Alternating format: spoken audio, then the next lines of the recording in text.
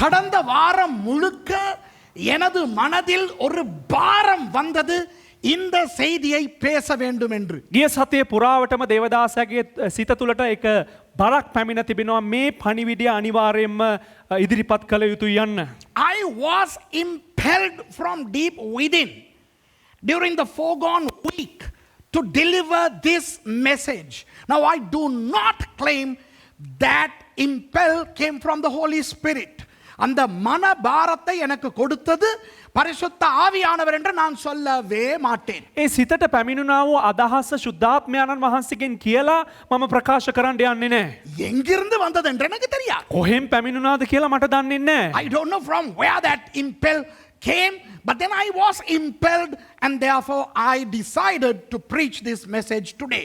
அந்த பாரத்தின் நிமித்தம் இந்த செய்தியை இன்றைக்கு நான் உங்களுக்கு பேச போகிறேன். නමුත් මේ මනසට පැමුණුණා වූ ඒ බර නිසා මම එය අද දවසේදී ඔබලා මැද්දේ දේශනා කරන්න යනවා. இந்த கடந்த வாரம் முழுக்க ஆண்டவர் என்னோடு பேசினார் இந்த செய்தியை என்பதை மாத்திரம் நான் துணிவாய் சொல்லுவேன். පසුගිය සතිය පුරාවටම මේ පණිවිඩය තුලින් දෙවියන් වහන්සේ මට කතා කරා කියලා මට පැහැදිලිවම ප්‍රකාශ කරන්න පුළුවන්. But I can boldly claim that God was ministering to me through this particular word. So I'll tell you something. If you get pricked, hurt or moved, whatever, just know that I went through that whole of this last week. இந்த செய்தி உங்களை குத்தினால் මේ පණිවිඩය ඔබලාට ඇන්නනම් கிழித்தால் ඔබව ඉරලා දැම්මනම් உங்களை பராண்டினால் ඔබව සූර්ලා දැම්මනම් நினைத்துக் கொள்ளுங்கள் இந்த ஒரு வாரம் என்னையும் கிழித்து பராண்டி சுரண்டி தான் ஆண்டவர் இங்கே அனுப்பியிருக்கிறார். හිතා ගන්න පසුගිය සතිය තුලත් දෙවියන් වහන්සේ මාව හිල් කරලා මාව හූර්ලා මට ඇනලා තමා මාව මේ පණිවිඩය දේශනා කරන්න මෙතනට යවලා තිබෙන්නේ. ஏதோ நான் மாத்திரம் பரிசுத்தம் உங்களுக்கு இதை பேச வந்துவிட்ட ஒரு தேவ தூதன் அல்லப்பா நான். මම නිකන් විතරක් මම මේ සුද්ධවන්තව නැත්තම් මම දේව දූතෙක් වගේ මම සුද්ධකමින් පිරීලා ඔබට දේශනා කරන්න පැමිණියේ නැහැ. I am not here as a supernatural angelic being, none prone to all these things and trying to preach to you. No. Let's see what the Lord has got for us. இன்றைக்கு ஆண்டவர் என்ன பேச போகிறார் என்று பார்ப்போம். ඉතින් ස්වාමින් වහන්සේ අද දවසේදී අපිට කුමක්ද කතා කරන්න කියලා බලමු. அதனால தான் காலையிலேயே Facebookல போட்டேன். එම නිසා තමයි උදෑසනම මුහුණු පොතේ එක පණිවිඩයක් දැම්මේ. இந்த வசனங்களை தான் பேச போகிறேன். முடிந்தால் வாசித்து விட்டு வாருங்கள் என்று உங்களுக்கு. මේ වචනින් තමයි දේශනා කරන්න යන්නේ. හැකිනම් හැකි පමණින් ඔබ කියවා පැමිණෙන්න කියා. That's why early in the morning I sent a message through Facebook saying that I'm going to preach from this and if you can please read these verses and come. And also you know what?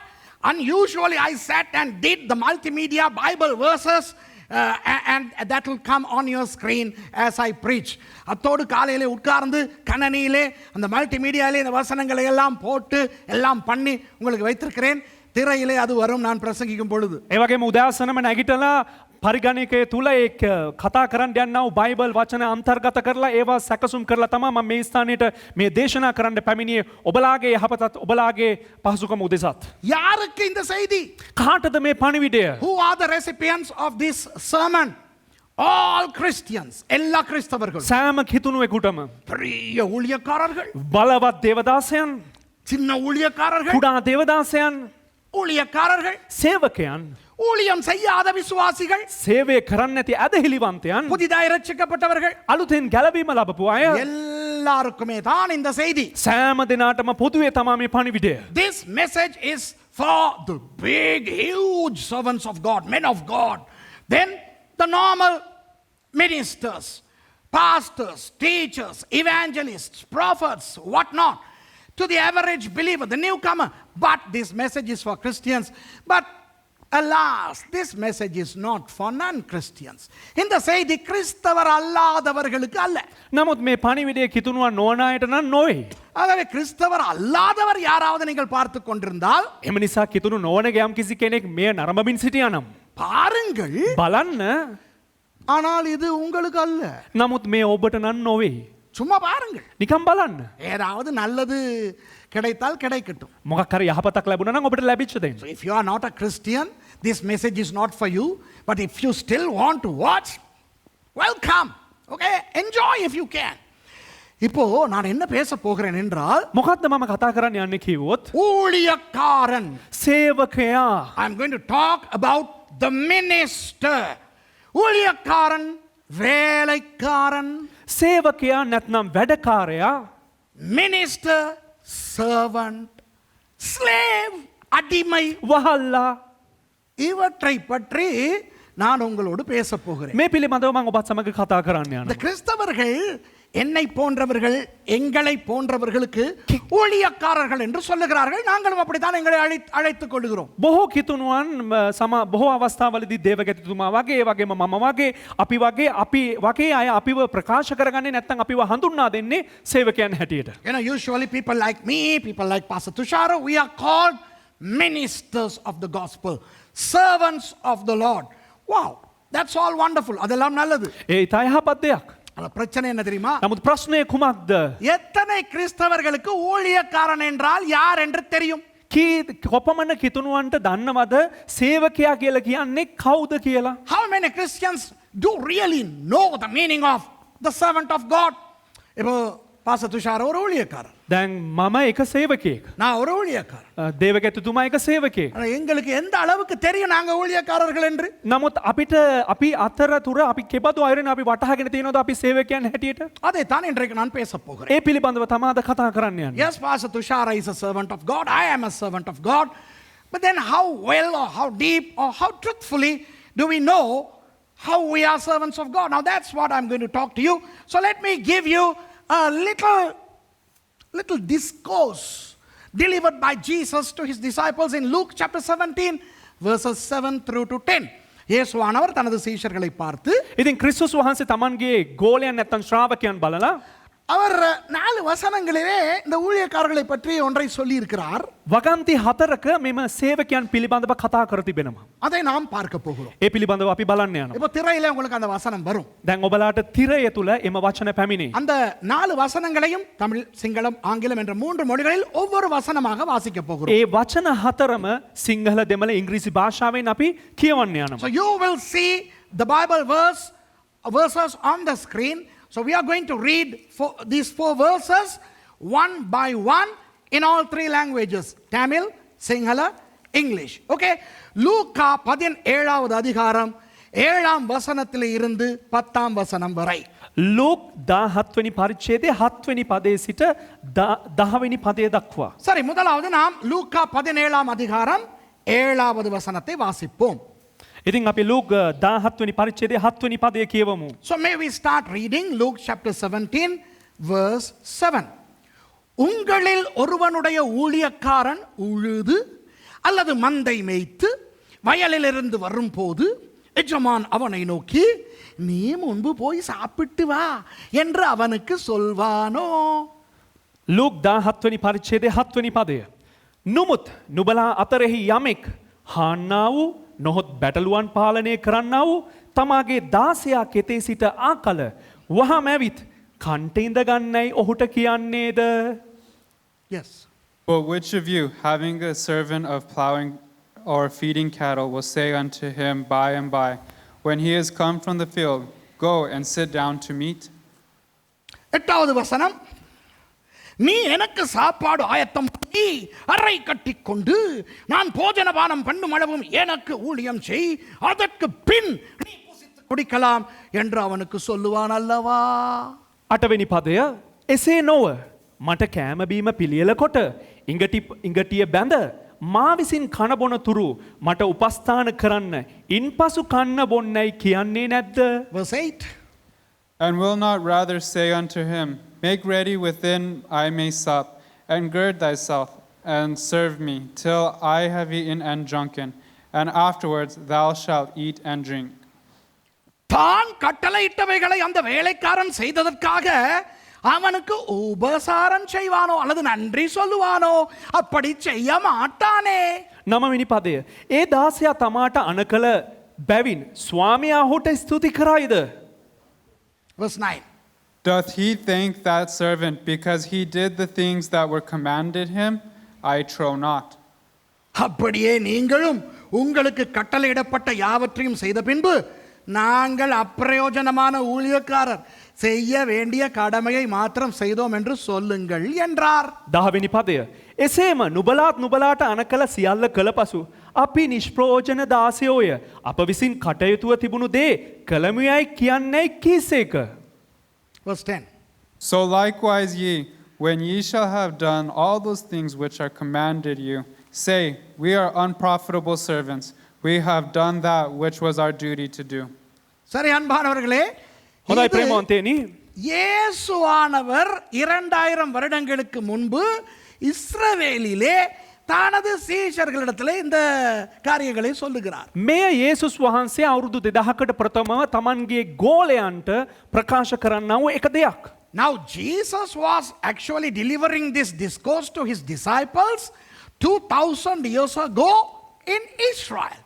So try not to understand this in today's context. இன்றைய பின்னணியில் இந்த வசனங்களை புரிந்து கொள்ள முயற்சிக்க வேண்டாம். නමුත් අද සමාජයට අනුකූලව මේ වචන වටහා ගන්න යන්න එපා. இன்றைய காலகட்டத்தின்படி අද කාල වකවානුවට අනුකූලව இந்த வசனங்களை வாசித்தால் எப்படி அதற்கு பதில் வழங்குவோம் என்று பார்ப்போமா? මේ වචනය අපි කියවුවා නම් කෙබැඳි වූ පිළිතුරක් අපිට ලැබෙනවාද කියලා අපි බලමුද? Shall we sort of hypothesize as to how we may respond to these in today's context?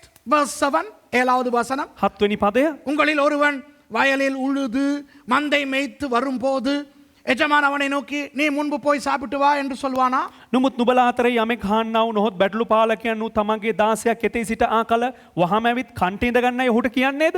When you work in the field, when you plow the field, when you look after the sheep, and then when you come tired, will your boss ask you to go and eat? Of course he has to. ஆமா. ඔව්. இந்த காலத்துல මේ කාලයේ வயல்ல போய் உழுதுட்டு வந்தா ඔබ ගොවිපලට නැත්නම් කුඹුරට ගිහිල්ලා හාලා පැමිණියා නම් அவர் ரொம்ப களைப்பா வருவார். ඔව් බොහෝ මහන්සියෙන් පැමිණෙයි. மந்தையை மேய்த்து முடித்துவிட்டு களைப்பாய் வருவார். බැටළුවන් පාලනය කරලා බොහෝම මහන්සියෙන් පැමිණෙයි. அப்ப வேலைக்காரர் எப்படி வருவார் தெரியுமா? How do the servants come today after plowing the field and looking after the sheep? Today's servants, இன்றைய வேலைக்காரர்கள் எப்படி வருவாங்க? අද සේවකයන් කොහොමද පැමිණෙන්නේ? වැඩ කරලා මහන්සි වෙලා කොහොමද ඔවුන් පැමිණෙන්නේ නැවත වතාවක්? අපාය අම්මා. Okay. Today's servants come and they say, "Ooh, I am so tired." நான் பயங்கர டயர்டா. අම්මේ මට මාර වදින්නම මහන්සි. இப்ப எஜமான் வந்து දැන් ස්වාමියා இங்கே මේ சமைக்க முடியுமா?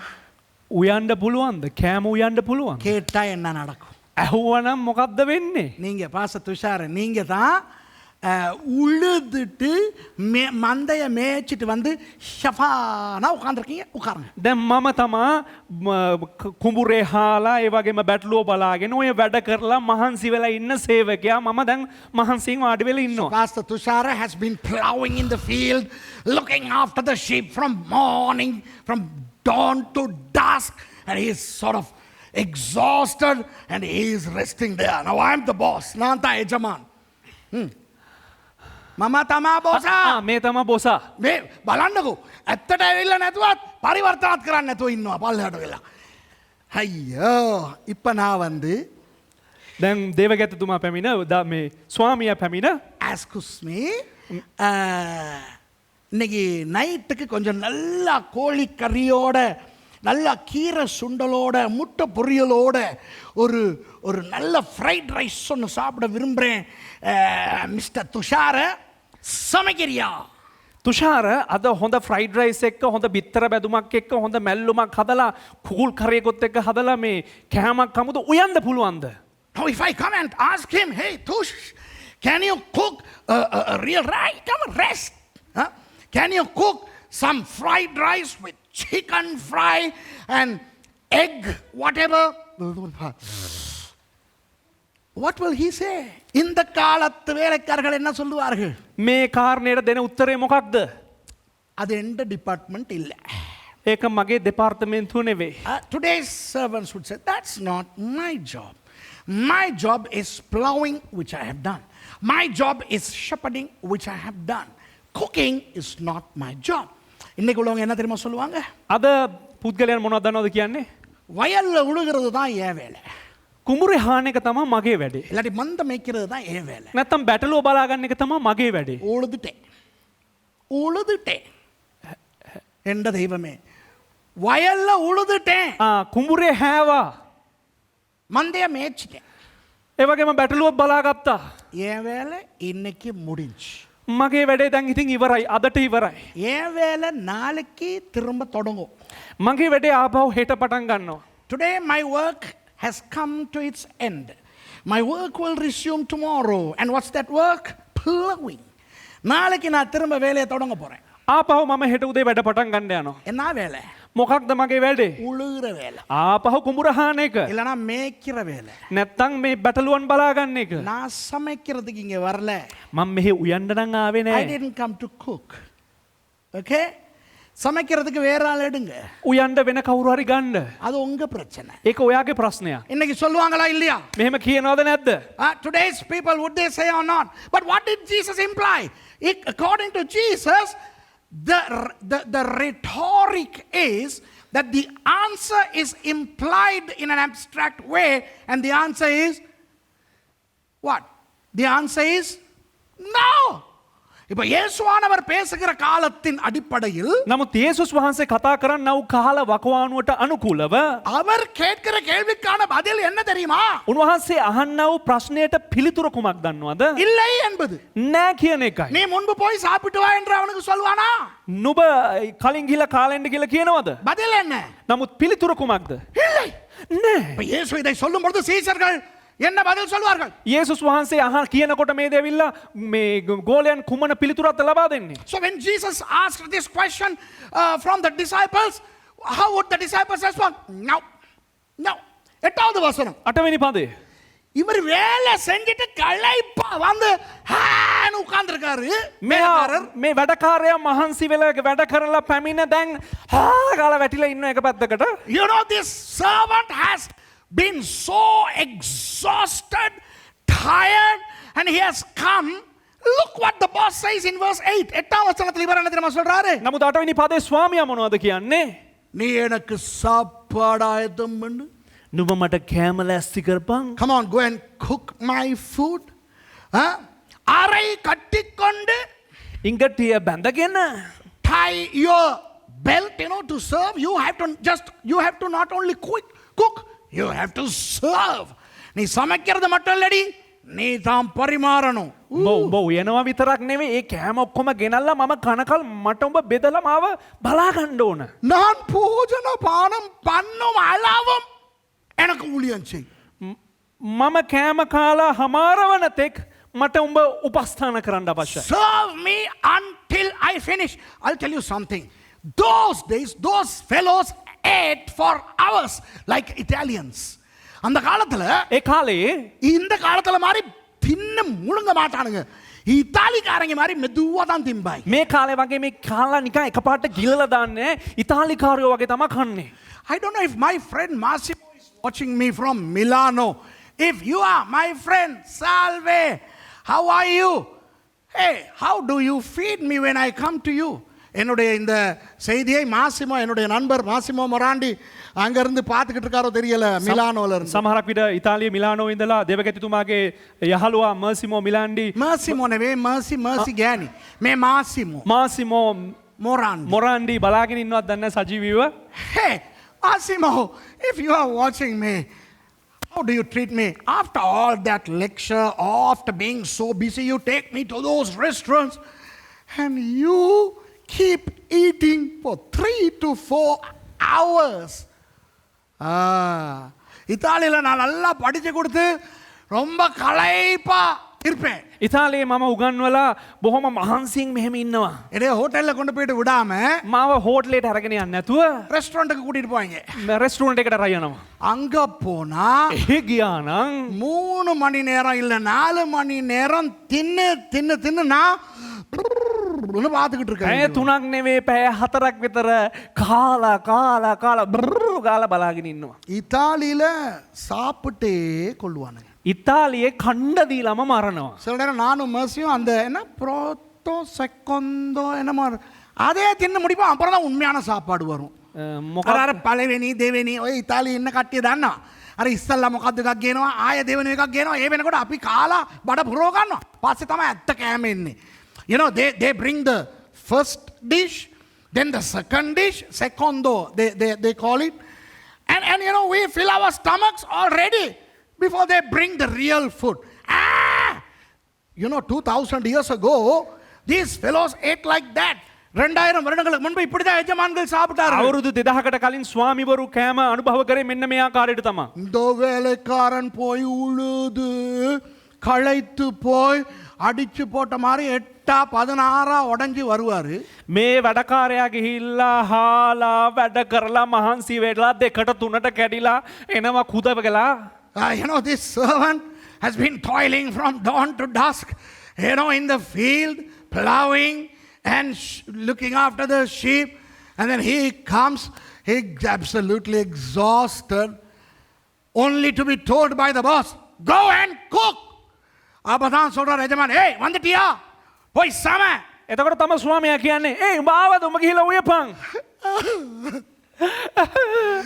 சமைச்சு උයලා நீ நல்லா ஒசலாம் எடுத்து அழகா அறை கட்டிக்கொண்டு, උඹ හොඳට නාලා හොඳ ඇඳුමක් එහෙම ඇඳගෙන you know, after cooking you go and take a nice little wash and gird yourselves as a server and come and serve me until I eat and finish. நான் சாப்பிட்டு முடிகிற வர நாங்கும் போது அவர் மட்டும் இல்லை, அவர் போண்டாட்டி பிள்ளைங்க வந்திருக்கிறோம் எல்லாம் தின்னு முடிக்கிற வரைக்கும் நீ வேலை செஞ்சு கொடுக்கணும். දැන් එතන කියන්නේ මම කෑම කාලා ඉවරනකල් මට උපස්ථාන කරන්න ඕන කියලා. එතන ඒ මම කියන පුද්ගලයා විතර නෙවෙයි එයාගේ භාර්යාව ළමයි එතන ඉන්න ඔක්කොටම කාලා ඉවර වෙනකල් අර මිනිස්සයා වැඩ කරලා ඇවිල්ලා මහන්සි වෙලා ආපහු මේ උපකාර කරන්න ඕන. இந்த காலத்துல මේ කාලේ அப்படி ஒரு வேலைக்காரனுக்கு சொன்னா එවන් සේවකයට ඒ ආකාරයෙන් ප්‍රකාශයක් දුන්නා නම් அவன் அதே சாப்பாட்டுல விஷத்தை கலந்து கொடுத்துருவான். ඌ ඒ කෑමවලම වහදාලා දෙයි. Today's servants, if they are told to do like this, they will mix poison to that food, right? இவ்வளவு செஞ்சிட்டு මෙච්චර කරලත් 8வது வசனம், 8වෙනි පදේ அதற்கு பின்னி புசித்து குடிக்கலாம் என்று சொல்லுவான் அல்லவா. ඊට පස්සේ උඹට කන්න බොන්න පුළුවන්. ඉස්සල්ලා අපි කණ්ඩුනේ. First we have to eat, after that you can go and eat. என்ற தெய்வம் எப்படி இருக்கும்?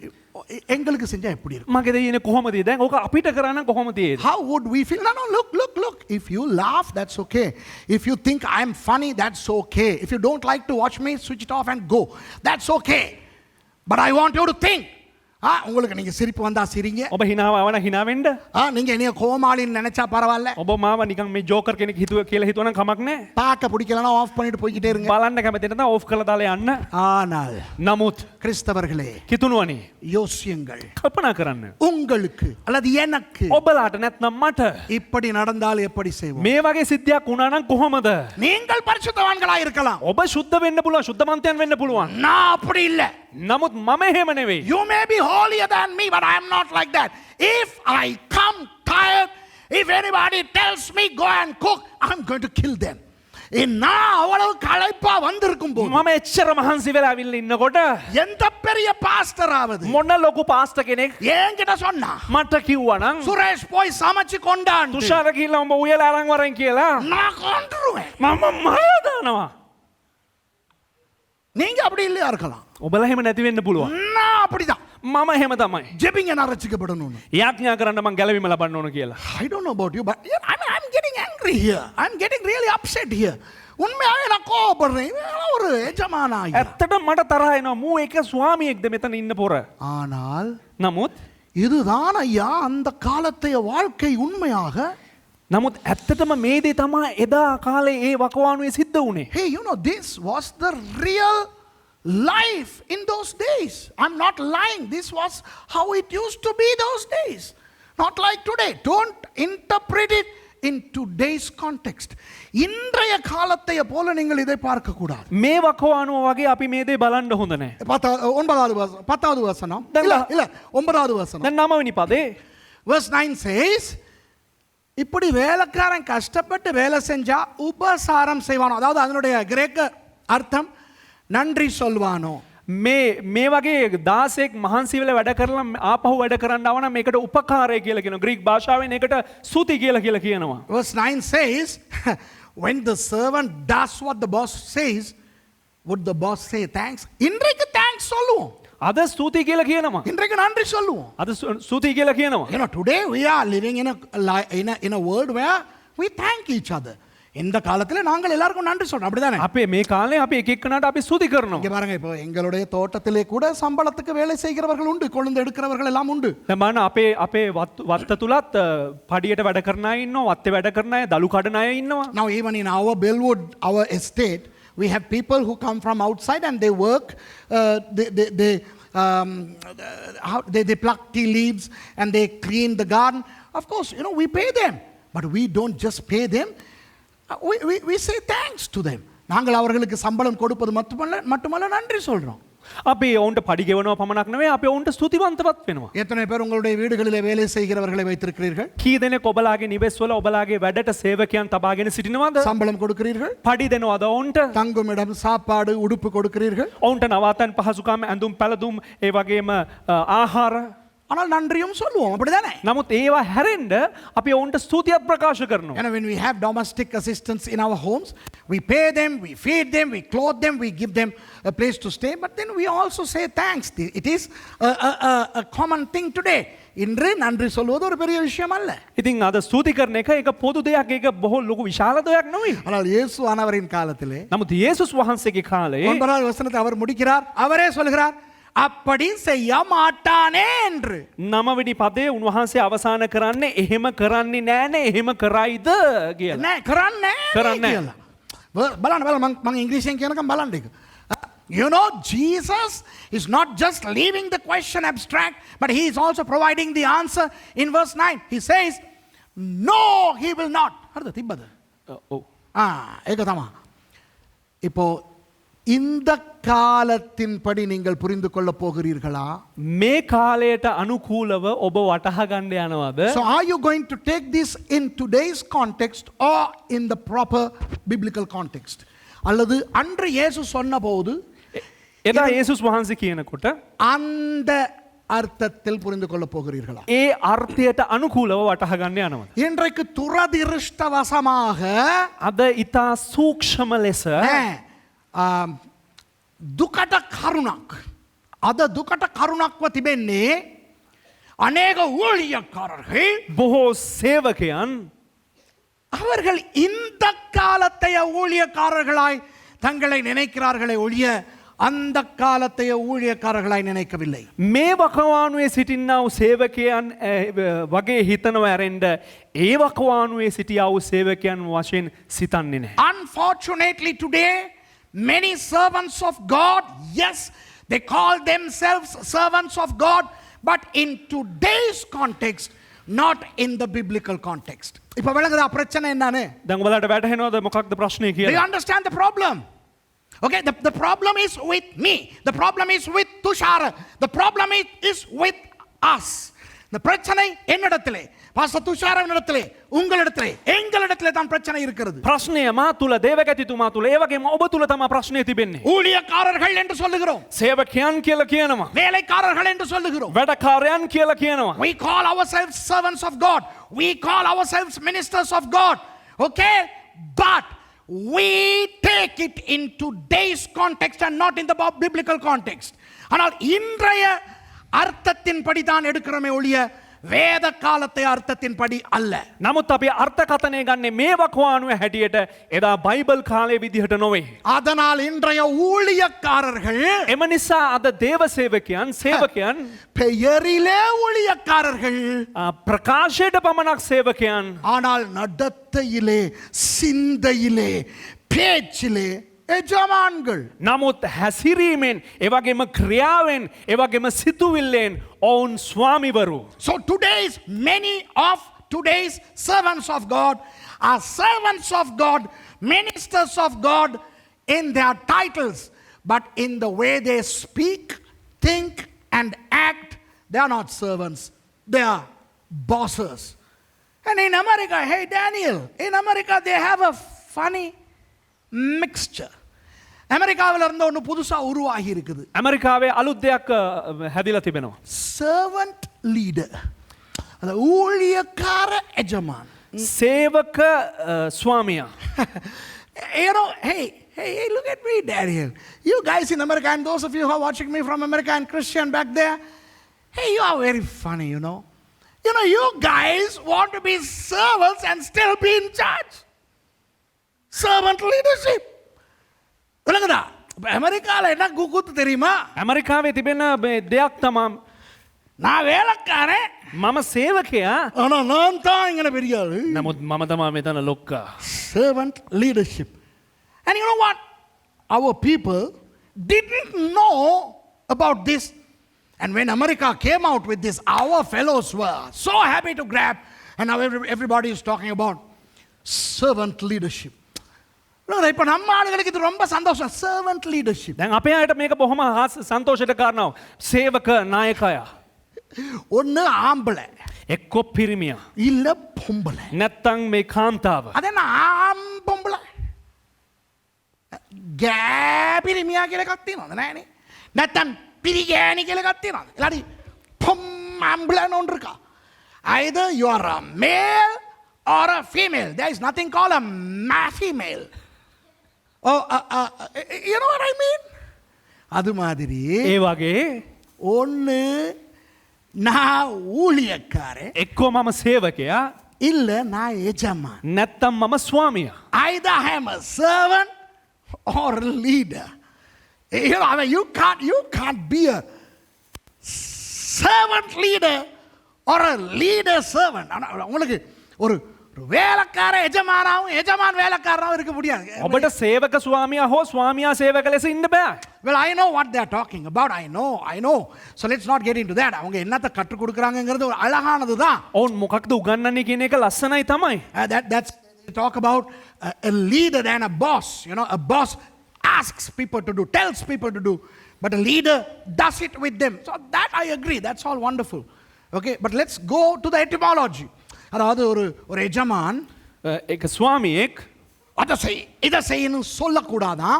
අරක කරන්න එපා මේක කරන්න එපා කියලා කියන්න හොඳ නැල්ලු. வாங்க செய்வோம். එන්න අපි කරමු. அதுதான் நல்ல எஜமான். அதை நான் ஏற்றுக்கொள்றேன். ඒක තමයිලු යහපත් ස්වාමියා. ඒක මම පිළිගන්නවා. ஆனா நான் சொல்ல வருவது නමුත් මම කියන්න එන්නේ உண்மையான ஊழியக்காரன் வேத காலத்தின்படி யார்? බයිබල් කාලයට අනුකූලව සැබෑ වූ සේවකයා කවුද?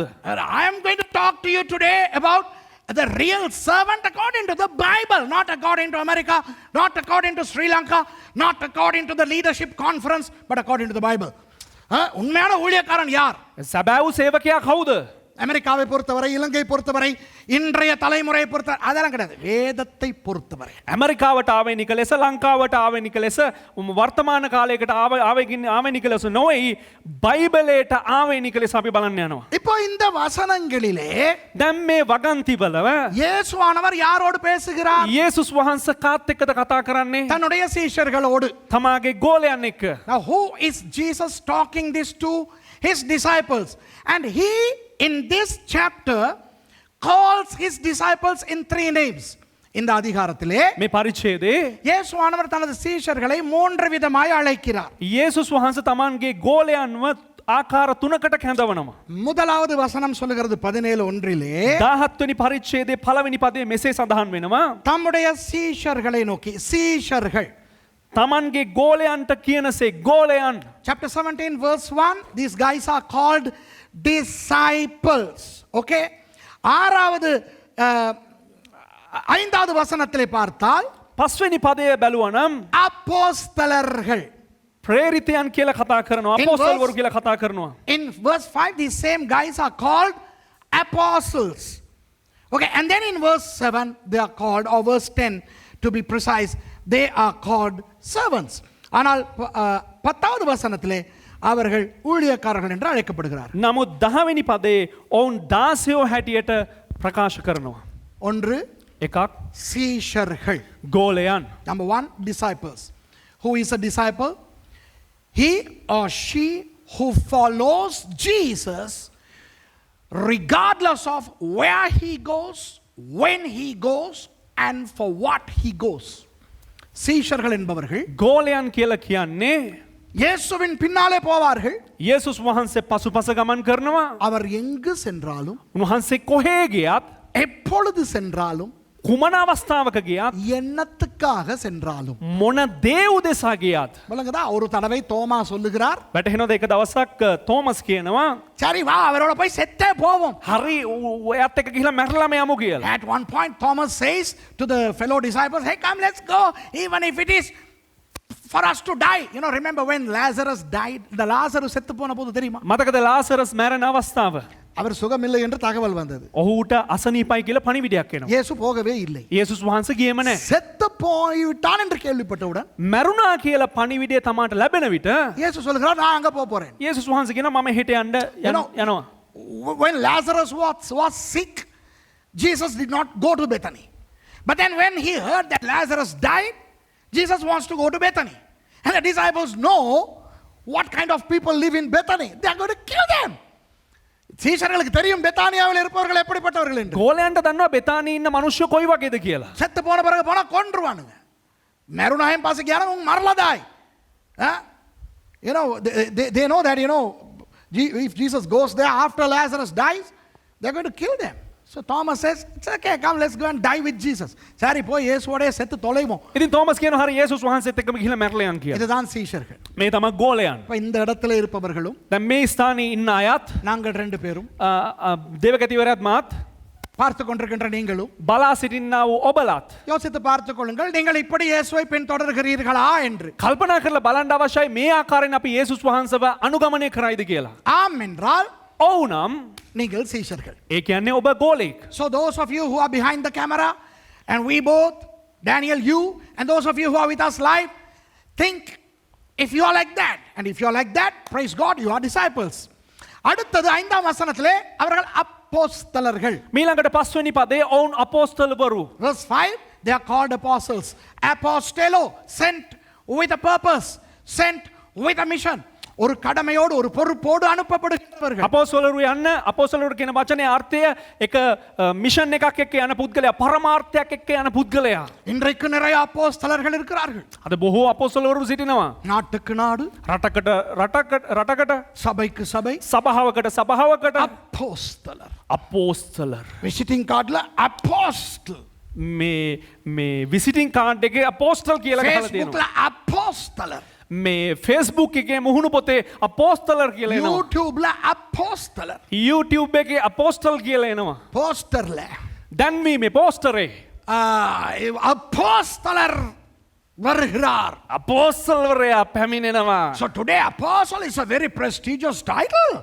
You know, you look at some people's business cards, apostle so and so. You know, now in many countries, in many churches, you get apostles. You know, in notices, in big flyers, you get apostles so and so is coming. அவ்வளவுதான். එච්චරයි. Okay. அடுத்து 10வது வசனத்திலே 10 වෙනි පදේ ஊழியக்காரர்கள். මේ 16 කියලා කතා කරනවා. In verses 7, 8, 9, okay? 7, 8, 9, 10லே 7, 8, 9 යන පදයන් වල servant, ஊழியக்காரன். 16 සේවකයා. கிரேக்க சொல் என்ன தெரியுமா? ග්‍රීක් වචනය කුමක් දන්නවද මේට? Doulos. ඩූලොස්. The Greek word is doulos. And do you know the meaning of the word doulos? Doulos என்றால் என்ன தெரியுமா? ඩූලොස් කියන්නේ කුමක් දන්නවද? அடிமை. වහල්ලා. அடிமை. වහල්ලා. Slave. You know, it's worse than a servant. Because a servant is at least paid, a slave is not. ஒரு அடிமை என்பவன் වහල්ලේ කියනු ஊழியக்காரனை விட கீழே. සේවකයාට වඩා නැත්නම් දාසයාට වඩා පහත්. ஊழியக்காரனுக்காவது சம்பளம் கொடுப்பார்கள். සේවකයාට පඩියක් හරි ලැබෙනවා. ஆனால் அடிமைக்கு சம்பளமே கிடையாது. නමුත් මේ වහල්ලට පඩියක්ම නැහැ. இப்போ நான் உங்களுக்கு அந்த காலத்தில் ඉතින් මම ඔබලාට ඒ කාලයේ எப்படி அடிமைகள் தெரிந்தெடுக்கப்படுகின்றார்கள் என்று காட்டப் போகிறேன். அந்த ஸ்லைடை போடுங்க நீங்க பார்த்து. කෙසේද වහල්ලන් තෝරාගන්නේ යන්න පිළිබඳව විග්‍රහයක් ලබා දෙන්න. මේ ස්ලයිඩ් එක ඔබලාට බලන්න I'm පුළුවන්. going to show a slide and I'm going to show you 5 ways in which slaves are chosen those days. அடிமைகளை தெரிவு செய்யும் 5 வழிகள். වහල්ලන් තෝරාගන්නා වූ පියවර මාර්ග පහක්. அதற்கு முன்னர் ஒன்றை சொல்லிவிட்டு நான் தொடர்கிறேன். ඒට ප්‍රථම එක දෙයක් කියලා මම පටන් ගන්නම්. பாஸ்டர் துஷார நீங்க யாரு தெரியுமா? உங்ககிட்ட தான் கேட்கிறேன். நீங்களே சொல்லுங்க சிங்கிள். මගෙන් අහනවා මම කවුද කියලා. I'm asking Pastor Tushar, who are you? உங்க கார்டை பொறுத்த வரைக்கும் நீங்க ரெவரண்ட் துஷார். ඔබේ කාඩ් එකට හැඳුනුම් පත්තට අනුව ඔබ රෙවරන්ට් Thushara. According to your card that is given by the FFCSL, you know, with the government stamp and everything, you are Reverend Tushar. But do you know who really you are? நீங்க உண்மையா யாரு தெரியுமா? ඔබ සත්‍ය වශයෙන්ම කවුද කියලා ඔබ දන්නවද? அடிமை. උවහල්ලෙක්. Slave. Who am I? මම කවුද? நான் யார்? මම කවුද? சில பேர் சொல்றாங்க Reverend Suresh. සමහරක් අය කියනවා රෙවරන්ට් සුරේෂ් කියලා. For some people I am Reverend Suresh. For some people I am Dr. Suresh. சில பேருக்கு நான் டாக்டர் சுரேஷ். සමහරක් අයට ඩොක්ටර් නැත්නම් ආචාර්ය සුරේෂ්. சில பேருக்கு நான் ப்ரொஃபசர் சுரேஷ். සමහරක් අයට මහාචාර්ය Suresh. You know, for some people I am Professor Suresh, and I don't know if my friend is watching from Scotland. Hey, you call me doctor. Remember? Okay, so I am doctor to some people. சில பேர் என்னை டாக்டர்னு கூப்பிடுவாங்க. ඉතින් සමහරක් අය මට කතා කරන්නේ ඩොක්ටර් කියලා. சில பேர் என்னை Apostle Suresh னு கூப்பிடுவாங்க. සමහරක් අය මට පොස්ටල් සුරේෂ් කියලා කතා Some people කරනවා. call me Apostle Suresh. But do you know who really am I? உங்களுக்கு தெரியுமா நான் உண்மையா யாருன்னு? හැබැයි ඇත්තටම මම කවුද කියලා දන්නවද? அடிமை. වහල්ලෙක්. அடிமை. වහල්ලෙක්. I am a slave. Okay, it doesn't matter who you are. If you are a Christian, you are a slave. நீங்க ஒரு கிறிஸ்தவனா இருந்தா நீங்க ஒரு அடிமை. பாஸ்டர் யோவான் 15:15 வாசிச்சோம். ඔය පාස්ටර් අපි Yohan 15 කියුවා. Pastor, but we have read John 15:15. Jesus says, well, I no longer call you my servants, but I call you my friends. Well, what does that mean? யோவான் 15:15 இயேசு சொல்றார், நான் இனி உங்களை ஊழியக்காரர்கள் என்று அழைக்காமல் ஸ்லைட் යොහන් 15 කියනවා මම ආයේ නුඹලා දාසියෝ නැත්නම් සේවකයෝ කියලා කැඳවන්නේ නැහැ. நான் உங்களை நண்பர்கள் என்று அழைக்கிறேன். මම නුඹලාව යහළුවෝ කියලා තමයි කැඳවන්න යන්නේ. ஹலோ இத கேட்டுக்கிறீங்க? මේක හොඳට අහගන්න. இப்போ நான் யார் இங்கே? දැන් මෙම ස්ථානයේ මෙතුමා කවුද? பெல்வுட்ல நான் பிரின்சிபல். බෙල්වුඩ් කියන මේ ස්ථානයේ මෙතුමා විදුහල්පති. You know, in Bellwood I am the principal. I go to play volleyball with my guys, my students, okay? என்னுடைய மாணவர்களோடு நான் வாலிபால் விளையாட போகிறேன். හැබැයි මෙම ස්ථානයේම සිටිනා ශිෂ්‍යයන් එක්කම වොලිබෝල් ක්‍රීඩාවේ යෙදෙන්න යනවා. நான் அந்த இடத்துல போனவுடன் මම එම ස්ථානයට ගිය ගමන් அங்க எல்லாருமே வாலிபால் விளையாட்டு வீரர்கள் தானே ஒழிய அங்கே பாஸ்டர், டீச்சர், பிரின்சிபல், ஸ்டூடெண்ட் இல்ல. ஆமாவா சரிதானே?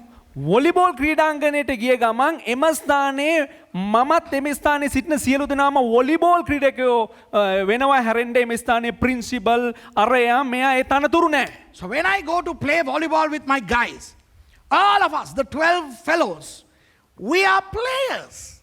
There is no pastor, principal. You know, I mean, Johan is seated there. அந்த யோஹான் அங்க உட்கார்ந்திருக்கிறார். ආරාධන සහෝදර යොහන් ඉඳගෙන ඉන්නවා. எத்தனை தடவை அவன் என்னைய மிதிச்சிருக்கிறான். කොච්චර වතාවක් ඌ මාව පාගලා තියෙනවද දන්නවද? You know, and for these people to know, come and show your face and go. Come and show your face and go. Hey, this guy, you know, he has trampled me more than 1,000 times. இந்த ஜந்து என் காலம் மிதிச்சிருக்க எத்தனை தடவை? මෙයා කී පාරක් මගේ කකුල පාගලා තියෙනවද දන්නවද? நீ பிரின்சிபல்ட காலம் மிதிச்சியா இல்லனா சக விளையாட்டு வீரனுடைய காலம் දැන් மிதிச்சியா? ප්‍රින්සිපල්ගේ කකුල පෑගුවාද නැත්නම් එතන වොලිබෝල් ක්‍රීඩාවේ යෙදෙන ක්‍රීඩකයාගේ කකුල පෑගුවාද? Did you trample the foot of your principal or a fellow player? Fellow player. Go. விளங்குதா உங்களுக்கு? වැටහෙනවද ඔබලාට? நான் அவர்களை என்ன சொல்லுகிறேன்? මම ඔවුන්ට කොහොමද ප්‍රකාශ කරන්නේ? ඔවුන් කොහොමද හඳුන්වන්නේ? இந்த வாலிபால் விளையாட்டு நேரம் මේ වොලිබෝල් ක්‍රීඩාව අවස්ථාවේ நான் உங்களை மாணவர்கள் என்று சொல்லாமல் මම ඔබලාට ශිෂ්‍යයන් කියලා කියන්නේ නැතුව என் சக வீரர்களே என்று சொல்லுவேன். මගේ සහෝදර වීරයෙනි කියලා මම කියනවා. So what is the implication when I come and play volleyball with my guys?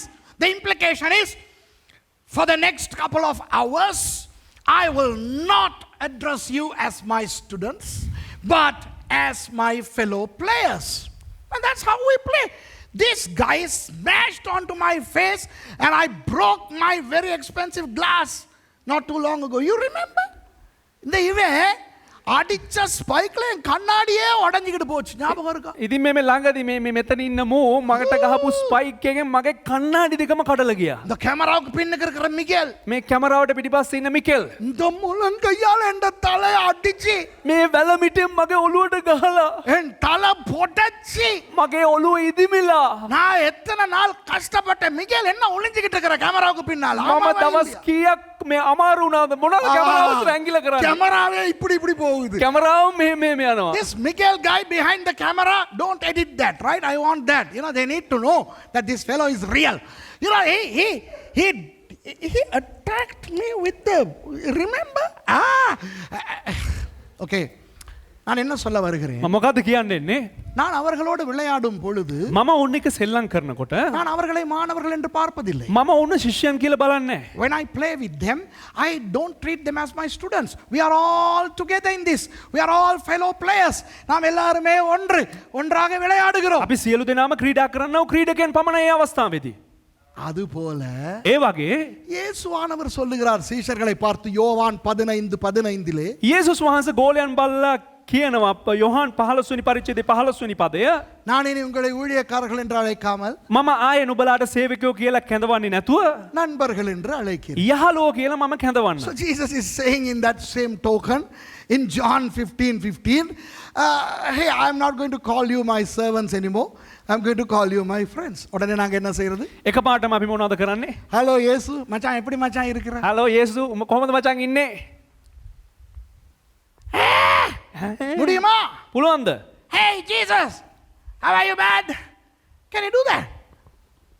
Can you do that? அப்படி செய்ய முடியுமா? இயேசுவா, ஹே மச்சான் கூப்பிட முடியுமா? එහෙම කරන්න පුළුවන් යේසුස් බල ඒ මචං කියලා කතා කරන්න පුළුවන්ද? நம்ம ஆளுங்க தான் இயேசுவானவரை எப்படி எல்லாம் கூப்பிடுறாங்க. இயேசப்பா. දැන් අපේ අය තමයි කොහොමද යේසුස් වහන්සේට කතානේ යේසු තාත්තේ. You know, we call Jesus in many ways. அப்ப இப்படியும் கூப்பிடலாமா? யோவான் 15:15 படி என்னை நண்பனாக்கி விட்ட என் இயேசு மச்சானே. මේ යොහාන් 15:15ට අනුව ඒ මගේ යාළුවා වුණා යේසු මචං. கேவலமா இல்ல? නිකන් පහත් විදිහට නැද්ද? I mean, is it not sordid for you to think that how can you treat Jesus as a friend? You know, we must understand that it is his magnanimity to call us his servants, but let us remember, I mean, it is his magnanimity to call us his friends, but we must never forget that we are his servants. அவருடைய பெருந்தன்மை அவர் எங்களை நண்பர்கள் என்று அழைப்பது. උන්වහන්සේගේ මහෝත්තම භාවය නිසා උන්වහන්සේ යහළුවන් ලෙස අපිව කැඳවන්න පුළුවන් ආමන්ත්‍රණය කරන්න පුළුවන්. நாம் யார் என்று நமக்கு தெரிந்திருக்க வேண்டும். නමුත් අපි කවුද යන වග අපි වටහා ගත යුතුයි. ஆகவே இன்றைக்கு ஊழியக்காரர்கள் திமிர் பிடித்து ஆடுவதை நிறுத்த வேண்டும். එහෙම නිසා අද බොහෝ දේව සේවකයන් නිකන් උඩ පැනලා මේ දඟලන එක නවත්ත ගන්න ඕන. So today many servants of God have become so big-headed. They need to repent. Anyway, let's talk about the 5 ways one becomes a slave, okay? ஒருவன் அடிமையாய் வருகிற அந்த 5 விதங்களை பார்ப்போமா? කෙනෙක් වහල්ලෙක් වන්නා වූ පියවරවල් පහ බලමුද? ஸ்லைட போட்டீங்களா? ஒன்று, පළවෙනි එක ஒரு அடிமையாக பிறந்தால் அவன் அடிமை. එක් වහල්ලෙක් ඔහු වහල්ලෙක් ලෙසම ඉපදුනා නම් ඔහු වහල්ලෙක්. வேத காலத்திலே. බයිබල් කාලයට අනුව. You know, in the biblical times, if a child is born to a slave, then the child is a slave automatically. விளங்குதா? இப்போ எனக்கு ஒரு அடிமை இருக்கிறாள் என்று வைத்துக் கொள்வோம், கோமதி என்று. දැන් අපි ගමු උදාහරණයට මට එක වහල්ලෙක් සිටිනවා ලෙන්සිනා කියලා. එන්සිනා කියලා. ரெபேக்கா බලන්න நம்ம මොකක් හරි ප්‍රශ්නයක් ඇති. Anyway, okay, let's hypothesize that I have a slave, okay? I have a woman slave. And then she gives birth to a child. கோமதிக்கு ஒரு புள்ள பிறக்குது. එන්සිනාට ළමයෙක් හම්බ වෙනවා. அந்த பிள்ளை பிறந்ததிலிருந்தே எனக்கு அடிமை. ஏனென்றால் என் அடிமைக்கு பிறந்தது. ඒ කාන්තාවට හම්බුනේ ළමයා ඉපදුන ළමයා එදා ඉඳලම මට වහල්ලෙක්. So if my slave begets a child, that child is automatically my slave. Now don't ask me, How can that be? Hey, that was how it was in the Bible days. அது எப்படி பாஸ்டர்னு கேட்க கூடாது. දැන් මගෙන් අහන්න යන්න බෑ කොහොමද වෙන්නේ කියලා. அப்படித்தான் அந்த காலத்துல. ඒ කාලේ ඒක එහෙම තමයි සිද්ධ වුනේ. ஆண்டவருடைய வார்த்தையின் காலத்திலே அப்படித்தான். දෙවියන් වහන්සේගේ වචනේ කාලේ එහෙම තමයි සිද්ධ වුනේ. ஆகவே එම නිසා நாம் வார்த்தையின்படி வாழுகிறவர்கள், වචනය අනුව ජීවත් වෙන අය நான் ஒரு அடிமை, මම එක වහල්ලෙක් இவர் ஒரு அடிமை. මමත් එක වහල්ලෙක් அப்போ எனக்கு பிறக்கிற புள்ள இவருக்கு பிறக்கிற புள்ள ஆட்டோமேட்டிக்கா ஆண்டவருக்கு அடிமை. ඒ නිසා දෙවියන් මේ දේවගතිතුමාට ඉපදෙන දරුවත් ඒ වගේම මට ඉපදෙන දරුවත් නිරායාසයෙන්ම ඔවුන් වහල්ලන් බවට පත් වෙනවා. So we, the slaves of God, the dulu to theo, the servants of God, when we beget children according to the biblical culture, our children are automatically servants or slaves of God. இந்த காலத்துல මේ කාලේ அடிமைகளுக்கு புள்ள பிறக்குது, වහල්ලන්ට දරුවෝ හම්බෙනවා. அப்புறம் புள்ள ஹோட்டல் பிசினஸ்க்கு போயிருது, ඒ වහල්ලන්ට ඉපදෙන දරුවෝ හොටෙල් ව්‍යාපාර වලට යනවා. அது டாக்டர் ஆகுது, මේ තව එකක් මේ වෛද්‍යවරයෙක් වෙනවා. என்ஜினியர் ஆகுது, තව එකෙක් මේ ඉංජිනේරුවෙක් වෙනවා. ஊழியத்துக்கு வராது. හැබැයි සේවයට නම් එන්නේ නෑ. கேட்டா ඇහුවනම් அழைப்பு இல்ல, කැඳවීම නෑ.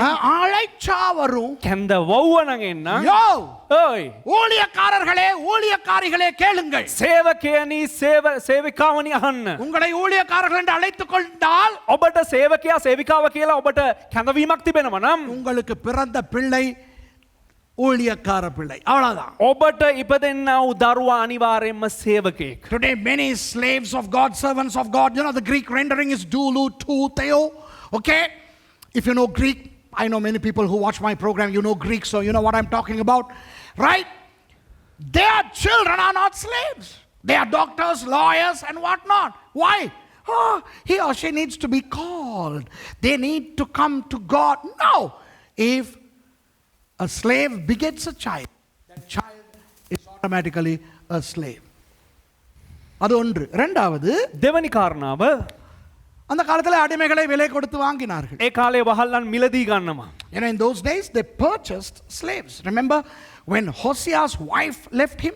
ஓசியாவினுடைய மனைவி அவனை விட்டு போன பொழுது, මතකද හෝෂේ අනාගත වක්තුරයාගේ භාර්යාව ඔහුව හැරදාලා යන අවස්ථාවේදී ஓசியா 3ஆம் அதிகாரத்தில் அவர் மறுபடி போய் හෝෂයා තුන්වෙනි පරිච්ඡේදයේ ඔහු නැවත වතාවක් ගොස් அவர் தன்னுடைய மனைவியை அடிமையாய் வாங்குகிறார். තමාගේ භාර්යාව වහල්ලක් වැහැල්ලියක් ලෙස මිලදී ගන්නවා. When Gomer, the wife of Hosea, runs away in Hosea chapter 3, Hosea goes and buys her back for 15 shekels of silver and a homer and lethek of barley. The price that they paid to buy a slave in the 8th century BC. Okay?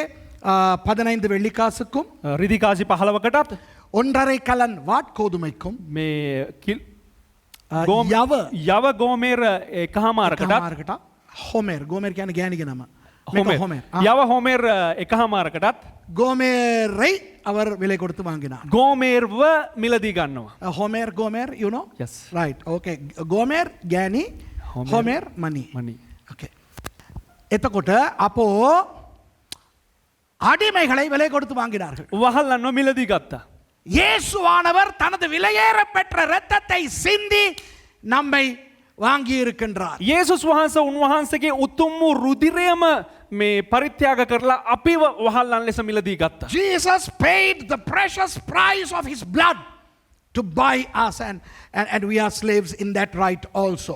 மூன்றாவது, තෙවනි කාරණාව யாராவது கடன் வாங்கி அதை கட்ட முடியாமல் போனால் යමෙකුට ණයගෙන ඒ ණයට ආපහු පියවන්න බැරි වුණා නම් அந்த தொகையின் அடிப்படையில் ඒ ණය තොගයට අනුකූලව நிர்ணயிக்கப்பட்ட காலத்துக்கு அந்த கடன் கொடுத்தவருக்கு இவன் அடிமையாய் வேலை செய்ய வேண்டும். එක් නිර්දේශ කළපු කාල වකවානුවකට ඔහු වහල්ලෙක් හැටියට ඒ පුද්ගලයාට වහල්කම් නැත්නම් දාසකම් කළ යුතුයි. Number 3, if somebody borrows money from somebody else and unable to pay, depending on the size of the money, the value, the borrower has to be a slave to the lender to a stipulated time frame. Okay, நான்காவது හතරවෙනි කාරණාව இந்த யுத்தங்களில் கைது செய்யப்படுகிறவர்கள், යුදවලදී අත්තඩංගුවට ගන්නා වූ පුද්ගලයන්. தவறுகள் செய்து கைது செய்யப்படுகிறவர்கள், වැරදි වැඩ කරලා අත්තඩංගුවට ගන්න පුද්ගලයන්.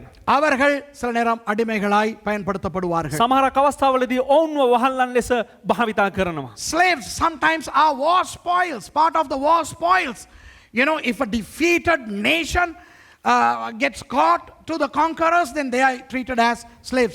இப்படித்தான் பெரிய பெரிய மகாராஜாமார் சக்கரவர்த்திகள் அவர்களுடைய தேசங்களை கட்டிக்கொண்டார்கள். මෙහෙම තමා බොහෝ අධිරාජ්‍යයන් චක්‍රවර්තීන් ඔවුන්ගේ දේශයන් ගොඩනගා ගත්තේ. You know, huge emperors like Alexander the Great, Nebuchadnezzar, Shalmaneser III. I mean, these guys used slave labor to improve their nations. So that's number 4. ஐந்தாவது පස්වෙනි කාරණාව தாங்களாக விரும்பி அடிமையாகலாம். තමාගේ කැමැත්තෙන් වහල්ලෙක් වීම. You know, you can become a slave in your own will and volition. Why? இப்போ சில பேருக்கு வந்து வாழ்க்கை வெறுத்து போயிருது, සමහරක් අයට ජීවිතේ පාවෙලා තිබෙනවා. தொழில் செய்ய முடியாது, රැකියාවක් කරන්න බෑ. வீட்லயும் பிரச்சனை. ගෙදරත් ප්‍රශ්න. அவர்கள் போய் யாராவது ஒரு நல்ல எஜமான இடத்துல தாங்களாக சுயமாய் போய் அடிமைகளாய் இணைந்து கொள்வார். ඒ නිසා සමහරක් වෙලාවට කවුරු හරි යහපත් ස්වාමියෙක් හොයාගෙන ගිහිල්ලා තමාගේ කැමැත්තෙන්ම ඔහුට වහල්කම් කරනවා. So these people, you know, because they are so fed up with life, perhaps, you know, they don't have a family, they don't have a good life, so they come across a good owner and then they become their slaves. So we are slaves of Jesus almost in all these 5 ways. நாம் இயேசுவுக்கு அடிமைகளாய் இந்த 5 விதத்திலும் வந்திருக்கிறோம். ඉතින් අපි යේසුස් වහන්සේට කොහොමද වහල්ලන් වෙන්නේ? මේ පිළිවෙලවල් පහටම අපි උන්වහන්සේට වහල්ලන් බවට පරිවර්තනය වෙනවා. அதிலே முதலாவதிலே நான் பாஸ்டர் துஷார எல்லாம் வர மாட்டோம். එයින් ප්‍රථම කාරණාවේදී දේවකැතිතුමත් මාත් ඒ දේ තුලට පැමිණෙන්නේ නැහැ. Myself and Pastor Tushara, we don't belong to the first category because we were not born to Christians. ஏனென்றால் முதலாவதுக்கு நாம் வர முடியாது, நாம் கிறிஸ்தவ குடும்பத்தில் பிறக்கவில்லை. நான் இவரெல்லாம் එනම් අපි කිතුණු පවුලල ඉපදුන්නේ නැති නිසා අපි වහල්ලන් බවට පරිවර්තනය වෙන්නේ නැහැ පළවෙනි කාරණාවෙන්. ஆனா இரண்டாவது எங்கள் எல்லாருக்குமே பொருந்தும், எல்லாருக்கும் பொருந்தும். නමුත් දෙවෙනි කාරණාව අපි සියලු දෙනාටම අදාළ වෙනවා. நம்ம எல்லாருக்கும் பொருந்தும். Second one, I mean, it's applicable to every one of us because Jesus paid the price and bought us. இயேசுவானவர் பணம் கொடுத்து கிரயம் கொடுத்து எங்களை வாங்கி இருக்கிறார். යේසුස් වහන්සේ මිදීමේ මිලයක් ගෙවලා තමයි අපිව මිලදීගෙන තිබෙන්නේ. மூன்றாவதும் பொருந்தும். තුන්වෙනි කාරණාවත් අදාළ වෙනවා. Even the third one is applicable to all of us because we are unable to pay for our sins. Okay, நம்முடைய பாவங்களுக்காக நாம் செலுத்துவதற்கு கிரயத்தை செலுத்த முடியாமல் இருக்கிறோம். ඒ කිව්වොත් අපේ පව් වලට අපිට කිසිම ගෙවීමක් ගාස්තුවක් ගෙවන්න බෑ.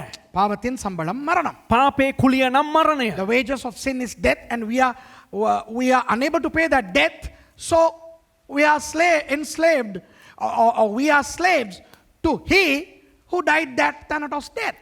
ஆகவே நாம் எங்களுக்காக மரித்த இயேசுவுக்கு அடிமைகள். ඒ නිසා අපි උදෙසා මරණව යේසුස් වහන්සේට වහල්ලන්. அதுபோல நான்காவதும் எங்களுக்கெல்லாம் பொருந்தும். ඒ වගේම හතරවෙනි කාරණාවත් අපිට අදාළයි. Even number 4 is applicable to all of us. Why? Because we were the property of the devil. நாம் எல்லாருமே பிசாசுக்கு உரியவர்களாய் இருந்தோம். අපි එක කාලයකදී යක්ෂයාට අයත් වුණා. ஆமாவா இல்லையா? எல்லாருமே பிசாசினுடையவர்கள். ඔව් සෑම දෙනාම යක්ෂයන්ට වහල්ව සිටියා. ஆண்டவர் பிசாசை தோற்கடித்தார். දෙවියන් වහන්සේ යක්ෂයාව පරාජය කළා. பிசாசுக்கு சொந்தமாய் இருந்த எங்களை அவர் பக்கம் எடுத்து விட்டார். යක්ෂයාට අයිති වූ අපිව උන්වහන්සේගේ පැත්තට ගත්තා. Jesus defeated Satan and we who belonged to Satan now belong to Jesus and we are his slaves. ஐந்தாவது පස්වෙනි කාරණාව ஆண்டவருக்கு ஸ்தோத்திரம். இன்றைக்கு இருக்கிற கிறிஸ்தவர்கள் எல்லாரும் දෙවියන් වහන්සේට ස්තුතිව අද ඉන්නව කිතුණුවන් නිසා நாம் விரும்பி அவருக்கு ஊழியம் செய்கிறோம். அப்படிதானே? බොහෝ දෙනෙක් කැමැත්තෙන් ස්ව කැමැත්තෙන් උන්වහන්සේට සේවය කරනවා. Number 5 is also applicable to many of us because we love the idea of serving him. Okay? இப்போ நீங்கள் பார்த்துக்கொள்ளுங்கள் இந்த 5லே எத்தனை உங்களுக்கு பொருந்தும் என்று. எனக்கு 4 பொருந்தும், இவருக்கும் 4 பொருந்தும்.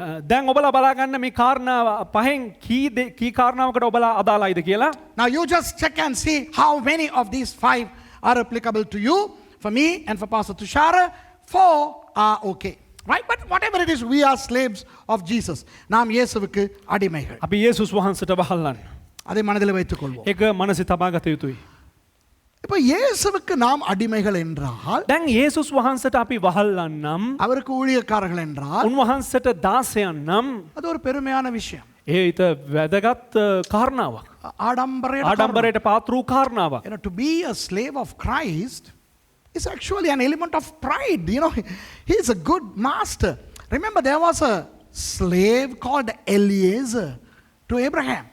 ஆபிரகாமுக்கு எலியேசர் என்று ஒரு அடிமை இருந்தார். මතකද ආබ්‍රහම්ට එලියේසර් කියලා වහල්ලෙක් හිටියා. அந்த எலியேசர் எவ்வளவு ஒரு நல்ல விதமான பெருமையுடையவராக இருந்தார். ඒ එලියේසර් කෙපඳු ආඩම්බර වූ පුද්ගලයෙක් වහල්ලෙක් වශයෙන් සිටියා. What a proud man he was in a good way. He was proud in a good way.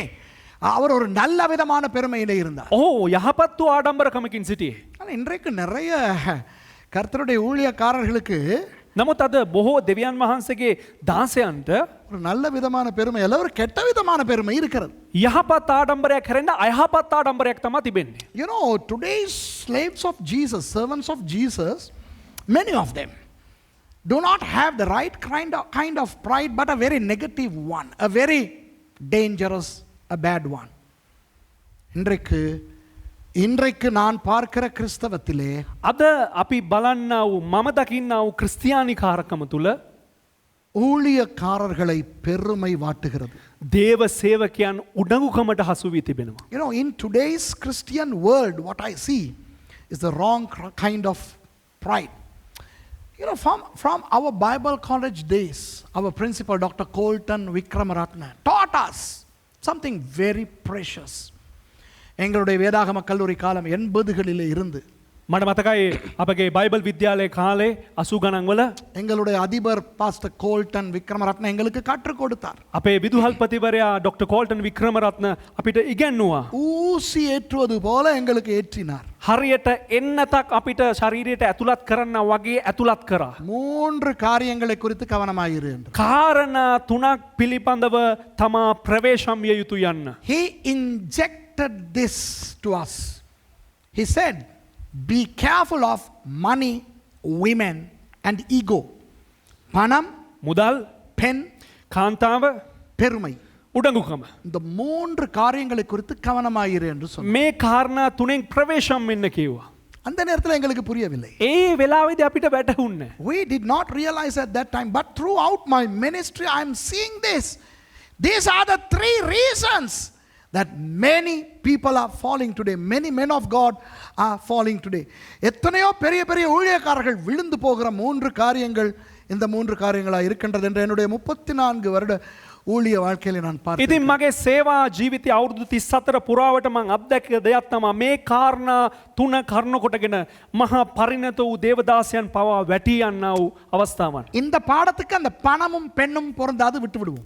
මේ පාඩමට මේ මුදල් ඒ වගේම කාන්තාවන් අවශ්‍ය නැහැ ඒක අපි පැත්තකින් තබමු. To our study today, money and women are not relevant, so let's leave them. Let's talk about ego. பெருமையை பற்றி பேசுவோம். අපි උඩඟුකම ගැන කතා කරමු. We are entrapped in an egocentric world. நாம் ஒரு சுய நலம் மிக்க உலகத்திலே மாட்டிக்கொண்டிருக்கிறோம். අපි අසු වෙලා තිබෙන්නේ ආත්මාර්ථකාමී වූ ලෝකයකටයි. எத்தனையோ ஊழியக்காரர்களுக்கு බොහෝ දේවදාසයන්ට இந்த பெருமை என்ற பிசாசு මේ උඩඟුකම කියන යහා சந்தோஷம், සන්තෝෂය பாராட்டு, මේ පිළිගැනීම අගේ කිරීම நன்றி, ස්තුතිය இந்த வழியில் வந்திருக்கின்றது. මේ මාර්ගයෙන් පැමිණ තිබෙනවා. In many of Christian servants of God, their lives, pride has come in the form of appreciation, happiness and thanks. இந்த 3 காரியங்களை குறித்து கவனமாக இருக்க வேண்டும். මේ කාරණා තුල පිළිබඳව ප්‍රවේශම් විය යුතුයි. We need to be careful of these 3 things, okay? Let me expand on this. நான் இதை விவரிக்கிறேன். මේක මම විග්‍රහ කරන්නම්. இன்றைக்கு நிறைய கிறிஸ்தவ உலகத்திலே ක්‍රිස්තියානි ලෝකයේ තුල பாராட்டு விழா நடக்கிறது. බොහෝ අගේ කිරීම නැත්නම් අගේ කිරීමේ උත්සවයන් පැවැත්වෙනවා. There are celebrations of appreciation that are taking place. Okay, Pastor Tushara has served the Lord for 40 years. Let's have a celebration. Pastor Tushara 40 வருடங்கள் ஊழியம் செய்திருக்கிறார். அதை கொண்டாடுவோம். පාස තුෂාර අවුරුදු 40ක් සේවය කර තිබෙනවා. අපි ඒක සමරමු. ஆகவே ஒரு பெரிய விழா. එනිසා ඒකට ලොකු උත්සවයක්. ஒரு பெரிய மேடை. ලොකු මණ්ඩපයක්. அந்த மேடையிலே பெரிய பெரிய பெரிய ஊழியக்காரர்கள். ඒ මණ්ඩපයේ උඩ ලොකු පරිණත සේවකයන්. So a huge compendium, a huge program, a huge stage on which famous elite men of God ஆயிரக்கணக்கானோர் வந்திருக்கிறார்கள். දහස් ගණන් පුද්ගලයන් පැමිණ සිටිනවා. Thousands of people show up, and then one by one people go and they give vote of appreciation to the 40-year ministry of Reverend Dr. Apostle Prophet Evangelist Tushar. அவருக்கு இருக்குது. அப்போ ஒவ்வொருவர் ஒரு ஆள் மாறி ஒரு ஆள் வந்து 40 வருடங்கள் ஊழியம் செய்த இவருக்கு வாழ்த்துரை வழங்குகிறார். ඉතින් මේ රෙවරන් ඩොක්ටර් මේ අපෝස්තල් මේ තුෂාරට ප්‍රොෆට් අවුරුදු 40ක් සේවා කාලයේ ඇගීමට ලක් කරලා සුබ පැතුම් මේ සම්මාන පිරිනමමින් පවතිනවා. ஒவ்வொரு ஆளா வந்து சொல்லுது. එක් එක්කන ඇවිල්ලා දැන් මෙන්න මෙහෙම කියනවලු. பெரிய ஆட்கள் வந்து சொல்றாங்க. මේ ඊටාම පරිණත පුද්ගලයන් ඇවිල්ලා කියනවා. நான் இவரை பைபிள் ஸ்கூல் காலத்துல இருந்து அறிவேன். මම මෙයාව බයිබල් ස්කූල් කාලේ ඉඳලා So දන්නවා. some guys would come and say, I know Tushar from the day he was a Bible college student. By now he is huge. இப்ப ரொம்ப வளர்ந்துட்டார். கர்த்தருக்கு ஸ்தோத்திரம் எல்லாரும். දැන් ලොකුවට වර්ධනය වෙලා තිබෙනවා. ඒ නිසා ස්වාමින් වහන්සේට ස්තුති වේවායි. அது ஒவ்வொரு ஆள் பேசுறத கேட்டுக்கிட்டு கீழ இருக்கிற ரெபேக்கா දැන් මේ එක එක්කන මේක කතා කරන එක අහලා මේ පල්ලෙහා ඉන්න රෙබේකා එක බලලා You know, when everybody comes and talks about Tushar, Rebecca is, shedding tears of joy. Oh, Tusharaki pullelari kid.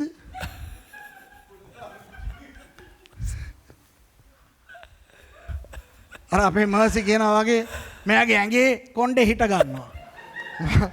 මයිල් කිලින් වෙනවා කියනවා කොණ්ඩේ හිට ගන්නවා කියනවානේ. And I mean, this guy gets goosebumps and his wife gets tears of joy. මාල පොඩුවාංගු. මාල දානවා. They come and wear a garland to him, and then a couple of Indian guys show up with the golden shawl. இந்தியால இருந்து 2 பேர் வந்துருவாங்க பொன்னாட போத்துறதுக்கு. ඉතින් ඉන්දියාවෙන් දෙන්නේ 3 දෙනෙක් ඇවිල්ලා අර පොන්නාඩ රෙද්ද දානවා. පොන්නාඩව දානවා.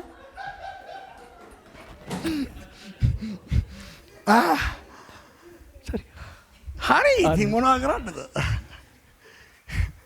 රෙද්ද කියන එක පුතා හරි. ඉතින් ඒක ඕගොල්ලෝ කුණුහරුපයක් කරගත්තට අපි දෙමළ අය මොනවා කරන්නද? අහන්න இல்ல விளக்குதா உங்களுக்கு? වැටෙනවද බලන්න? ஹலோ இந்த கூட்டங்கள் நடக்குதா இல்லையா? මේ වගේ රැස්වීම් සිද්ධ වෙනවද නැද්ද? ஓ பாஸ்டர் சுரேஷ் இதுகளுக்கெல்லாம் எதிரா பேசுறா. ඕ පාස්ටර් සුරේෂ් මේවට විරුද්ධව කතා කරනවා. நான் எதிரா பேசலங்கோ. මං විරුද්ධව කතා කරන්නේ නැහැ. No, Pastor Suresh is not talking against these things.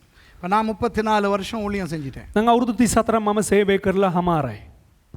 35 வருஷத்தை கொண்டாட நினைச்சாலோ 35 වෙනි අවුරුද්ද සමරන්න හිතුවනම් ஒருவேளை 40 வருஷம் நான் ஊழியம் செஞ்சதுக்கு பிறகு අවුරුදු 40ක් මං සේවය කරලා හමාර වුණාට පස්සේ அல்லது 50 வருஷம் நான் ஊழியம் செஞ்சதுக்கு பிறகு නැත්තම් අවුරුදු 50ක් සේවය කරලා හමාර වුණාට පස්සේ யாராவது කවුරු හරි இந்த எல்லாம் இருக்காங்க இங்கே மேசியில் இந்த அசிஸ்டன்ட் மாதிரிலாம் எவனாவது எனக்கு ஏதாவது பாராட்டு விழா நடத்த நினைச்சிங்களோ ඉතින් මේ මෙතන ඉන්න අයටත් එක්කම ඔක්කොමලම ඉස්සරහා මම කියන්නම් මට ඔය අගේ කිරීමේ උත්සව එහෙම සමරන්න ආවනම් இது ஒளிபரப்பப்படுகிறது இது பதிவு செய்யப்படுகிறது මේක සජීවීව විකාශනය වෙනවා මේක පටිගත කරනු ලබනවා கிளின்னு கிழிச்சிருவேன் ආයේ ඉරලා දානවා මම அழகதா I will destroy those of you who would try to arrange any program of appreciation for me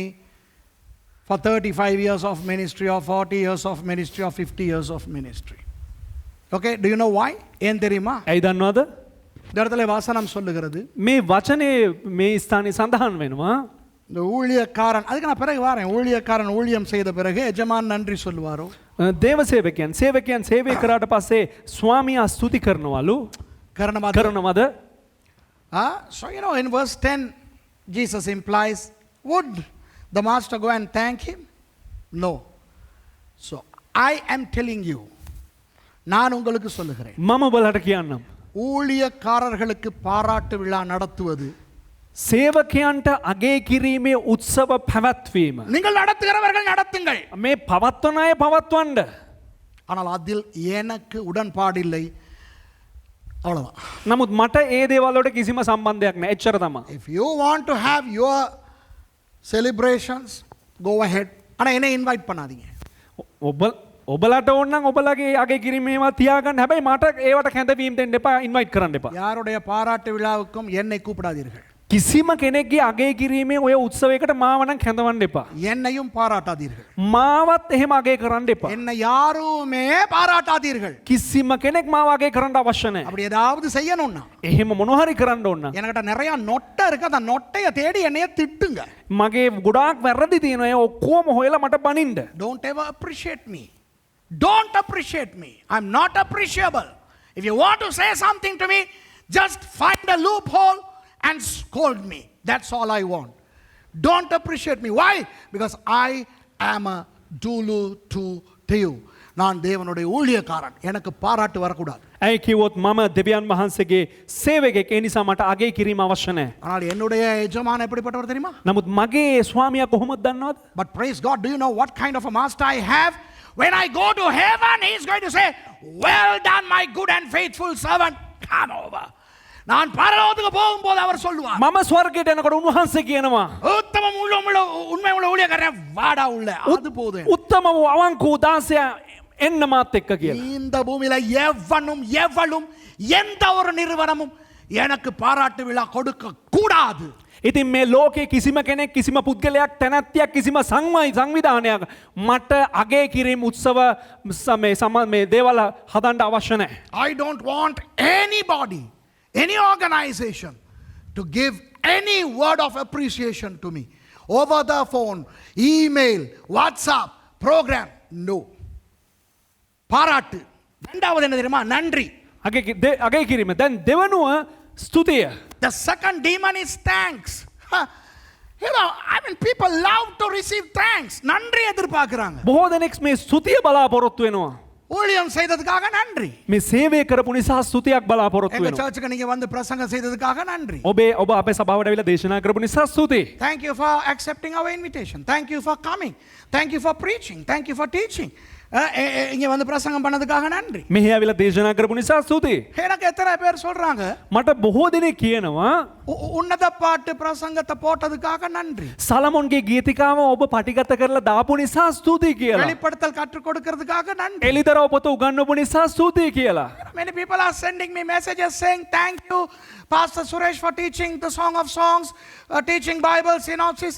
I mean, this thanks is actually a demon. இந்த நன்றி செலுத்துதல் ஒரு பிசாசு. මේ ස්තුති කිරීම ඇත්තටම බැලුවොත් එහෙම ඒක යකෙක්. கும்பிட்டு கேட்டுக்கிறேன், වැඳලා ඉල්ලන්න. எனக்கு நன்றி சொல்லாதீங்க, சொன்னவங்க இனி நிறுத்துங்க அந்த இலவை. මට ස්තුති කරන්න එපා. ආයේ ස්තුති කරන්න හතවන කරුණා කරලා මේ ඉලව්ව නතර කරන්න. You know, these people who are thanking me, for heaven's sake, stop thanking me. Don't thank me. I'm just doing my job. Hey, நான் என் வேலையை செஞ்சுக்கிட்டு இருக்கிறேன். මම මගේ වැඩේ කරගෙන ඉන්නේ. அதுக்கு நான் பிறகு வரேன். මං ඊට පසුව පැමිණෙන්න. முதலாவது என்ன? பாராட்டு. Number 1 appreciation. ප්‍රථමයෙන් අගේ කිරීම. இரண்டாவது நன்றி. දෙවනුව ස්තුතිය. Second, thanks. Okay? So what is the third one? I told 3. மறந்தும் போகுதப்பா. கோபம் வந்தோன்னு மறக்குது. Appreciation, thanks, and what was the other one? Happiness. Thank you, Rebecca. சந்தோஷம். සන්තෝෂය. இப்போ பாருங்கள் அன்பானவர்களே, நாம் யாருடைய ஊழியக்காரர்கள்? දමාන්න ප්‍රේමවන්තනි මම කාගේ සේවකයාද කියලා? நாம் எல்லாரும் யாருடைய ஊழியக்காரர்கள்? දැන් අපි ඔක්කොමලම ඇවිල්ලා කාගේ සේවකයන්ද? தேவனுடைய, இயேசுவினுடைய ஊழியக்காரர்கள். යේසුස් වහන්සේගේ, දෙවියන් වහන්සේගේ. Hey, we are all the servants of God, right? We are all the servants of Jesus. So things are going to work well when we work. நாம் வேலை செய்யும்போது, ஊழியம் செய்யும்போது நல்ல காரியங்கள் நடக்கும். අපි වැඩ කරනකොට අපේ වගකීම් ඉෂ්ට කරනකොට යහපත් දේවල් සිද්ධ වෙනවා. பிசாசு ஓடும். යකා දුවනවා. விளங்குதா? இயேசுவின் நாமத்தை சொல்லி பாருங்க, பேய் ஓடும் தலை தெறிக்க. යේසුස් වහන්සේගේ නාමය කියලා බලන්න යකා දුවනවා අනිත් පැත්තට හැරිලා බල්ටි ගහගෙන. Hey, try using the name of Jesus, the demons flee. You try using the name of Jesus, people get healed. மக்களுக்கு சுகம் கிடைக்கும். යේසුස් වහන්සේගේ නාමය නිසා ජනතාවට සුවය හම්බෙනවා. சுவிசேஷம் அறிவித்து பாருங்கள், ஆத்துமாக்கள் ரட்சிக்கப்படுவார்கள். සුභාරංචි දේශනා කළ බණ්ඩ ආත්ම ගැලවීම ලබනවා. Hey, try preaching the gospel, you will see people getting saved. Things will happen because we are serving an omnipotent, powerful master. விஷயங்கள் நடக்கும் ஏனென்றால் வல்லமையுள்ள எஜமானுக்கு ஊழியம் செய்கிறோம். දේවල් හොඳට යහපත් ලෙස සිද්ධ වෙන්න යනවා. මන්දියත් අපි බලවත් වූ දෙවියන් වහන්සේට සේවය කරන නිසා. சந்தோஷம் வரும், සන්තෝෂය පැමිණේ. வர வேண்டும். එන්නම අවශ්‍යයි. So you got to be happy. Happiness should come and would come. Okay? ஆனால் නමුත් அந்த சந்தோஷம் எங்களுக்கு பெருமையை சேர்க்க கூடாது. ඒ සන්තෝෂය අපිට එක උඩඟුකමක් ගේන්න හොඳ නැහැ. You know, that joy should not make us proud. இயேசுவின் நாமத்துல போ பிசாசே. යේසුස් වහන්සේගේ නාමයෙන් ඵලයන් එක. பிசாசு ஓடுது. දැන් යකා දුවනවා. In the name of Jesus, get out you demon, and the demon goes. பிசாசு ஓடும்போது දැන් යකා දුවනකොට Facebookல போட, Facebook එකේ දාන්න. நான் ஜெபிச்சு பேய் ஓடிச்சே. මං යාඥා කළ යකා දිව්වනේ. விளங்குதா உங்களுக்கு? තේරෙනවද ඔබලාට? You know, when the demon runs, we are taking a selfie. விளங்குதா? இங்க நோயாளி சுகமடையுது. මේ සුවේ නැති අය සුවේ ලබනවා. வீடியோ எடு. මේ වීඩියෝ කරපන්. You know, when people are healed, come on, take the video. ஏ மூஞ்சும் போடுற மாதிரி. මගේ මූණත් වැටෙන්න ඕන වීඩියෝ එකේ හරිද? சந்தோஷம். සන්තෝෂය. Stupid. More- This is arrogance, egocentricism. This is not real joy, not pure joy. இது உண்மையான சந்தோஷம் அல்ல. මේ අවංක වූ සන්තෝෂයක් නෙවෙයි. பெருமை. උඩඟුකම. சந்தோஷம் வர வேண்டும். සන්තෝෂය පැමිණෙන්න ඕන. எப்படி சந்தோஷம் வர வேண்டும்? කොහොමද සන්තෝෂය පැමිණෙන්න අවශ්‍ය? ஆண்டவரே, දෙවියන් වහන්සේ after all நான் உங்க நாமத்தை பயன்படுத்தி பேய் ஓடுதே. ස්වාමිනී මම ඔබ වහන්සේගේ නාමය මේ පාවිච්චි කරාම යක්කු දුවනවනේ. உங்க நாமத்தை பயன்படுத்துற ஒரு அடிமையை என்னை வச்சிருக்கிறதுக்காக நான் சந்தோஷப்படுறேன். ස්වාමිනී ඔබ වහන්සේගේ නාමය භාවිතා කරන වහල්ලෙක් ලෙස මාව තබාගෙන තිබෙන නිසා ස්වාමිනී මම සන්තෝෂ වෙනවා. So, you know, I mean, we got to be happy, but then we should not allow that happiness to grow into arrogance, ego, okay, pride. இப்போ என்ன நடக்குது இந்த காலத்துல? දැන් මේ කාලේ මේ වකවානු තුල මොකද සිද්ධ වෙන්නේ? இந்த காரியங்கள் கர்த்தரின் மூலமாக சில தீர்க்க தரிசனங்களை சொல்லும்போது මේ කාරණාවන් දෙවියන් වහන්සේ මා කරන කොටගෙන සමහරක් අනාගත වාක්‍ය ප්‍රකාශ කරන විට நான் எனக்கு தீர்க்கதரிசி என்று பெயர் வைத்துக் கொள்கிறேன். ඉතින් මට නමත් තබා ගන්නවා අනාගත වක්තුරුවරයා කියලා. You know, when I start prophesying to people, and when I know that the spirit of prophecy is in me, then I suddenly call myself a prophet. Okay, I call myself an apostle. I call myself an evangelist. I call myself a doctor. I call myself a reverend. நான் என்னை reverend என்று அழைத்துக் கொள்கிறேன். මම මාව දේවගති නැත්නම් රෙවරන්ට් කියලා මාව මට තියාගන්නවා මම ප්‍රකාශ කරගන්නවා. அப்போஸ்தலன் என்று අழைத்துக் கொள்கிறேன். මම මාව අපොස්තලරයෙක් කියලා හඳුන්වලා දෙනවා. தீர்க்கதரிசி என்று அழைத்துக் கொள்கிறேன். මම අනාගත වක්තුරුවරයෙක් කියලා හඳුන්වලා දෙනවා. இப்போ நான் உங்களுக்கு ஒரு பட்டியலை காட்ட போகிறேன். අර ස්ලයිඩ් එක දාන්න. දැන් මම ඔබලාට එක සැකිල්ලක් පෙන්눔 කරන්නම්. I'm going to show you a little list of some people. Okay? Now with Bible verses, right? இந்த வசனங்களோடு நான் உங்களுக்கு காட்ட போகிறேன். මේ වචනත් එක්ක මම ඔබලාට පෙන්눔 කරන්න යනවා.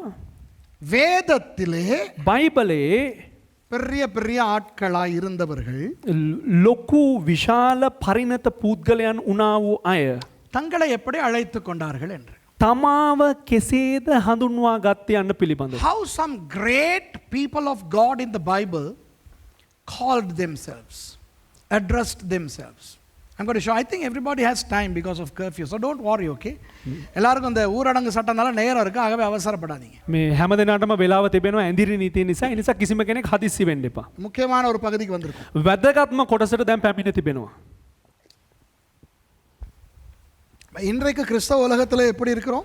අද කිතුණු ලෝකයේ තුල කොහොමද තිබෙන්නේ? I am Pastor Suresh. මම පාස තුෂාර. Apostle Suresh. මම apostle Thushara I am Prophet Suresh. මම prophet Thushara I am Evangelist Suresh. මම evangelist Thushara I am Dr. Suresh. මම doctor Thushara I am Professor Suresh. මම ප්‍රොෆෙසර් තුෂාර இப்படி ஒரு உலகம் வந்திருக்கிறது. මෙහෙම ලෝකයක් පැමිණ තිබෙනවා. So the word is like this now. Now let me show these guys. Okay, number 1, Moses. පළවෙනි එක මෝසස්. மோசேயை பாருங்க. මෝසස්ව බලන්න. யாத்திராகமம் 7:1 வாசிக்காதீங்க. நீங்க பிறகு குறிச்சுக்கிறீங்க. நீங்க பிறகு பார்க்கலாம். ඔබ සටහන් කරන්න පස්සේ බලන්න පුළුවන් We are not ඔබලාට. going to read any of these verses. I'm just showing. Here is your slide. Okay, those verses are there. Okay, Exodus 7:1. God says to Moses, "Hey, I'm going to take you to Pharaoh, and he is going to look at you as a god." Okay. நான் உன்னை பார்வோன் இடத்துக்கு கொண்டு போக போகிறேன் மோசே. නික්මියාම 7:1 අනුව දෙවියන් වහන්සේ මෝසස්ට කියනවා මම නුඹව පාරෝ ගාවට රැගෙන යන්න යනවා. பார்வோன் எகிப்திய பார்வோன் ராஜா உன்னை ஒரு தெய்வமாக பார்க்க போகிறான். ඊජිප්තුව මේ ෆේරෝ උඹව බලනකොට දකින්නේ ඒක දෙවි කෙනෙක් ලෙස. ஏன்னா அவர்களுக்கு நிறைய தெய்வங்கள் உண்டு. ඒ කියන්නේ ඔවුන්ට බොහෝ දෙවිවරු සිටිනවා.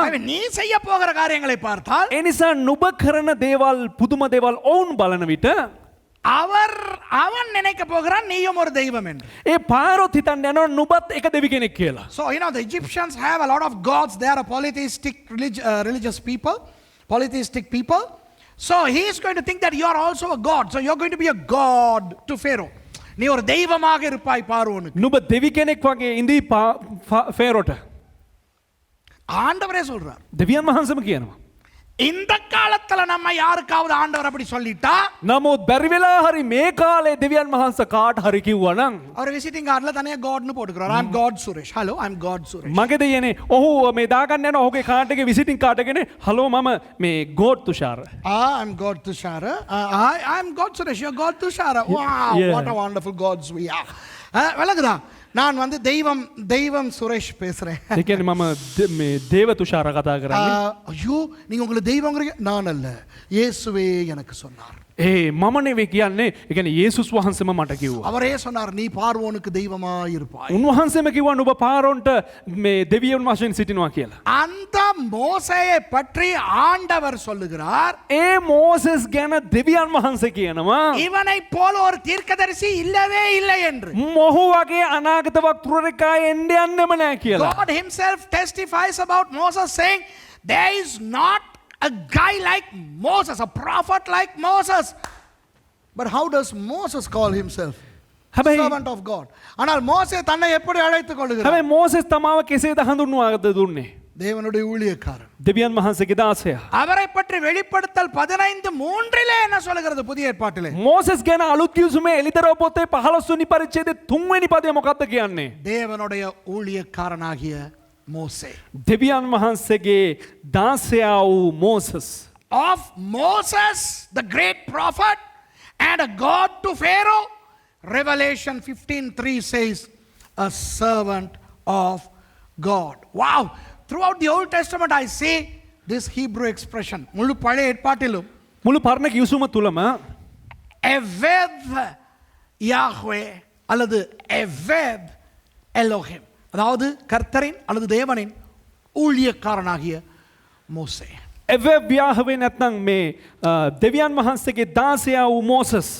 Moshe Eved Yahweh or Moshe Eved Elohim. Moses, the servant of God. தேவனுடைய ஊழியக்காரனாகிய மோசே. දෙවියන් වහන්සේගේ සේවකයා වූ මෝසස්.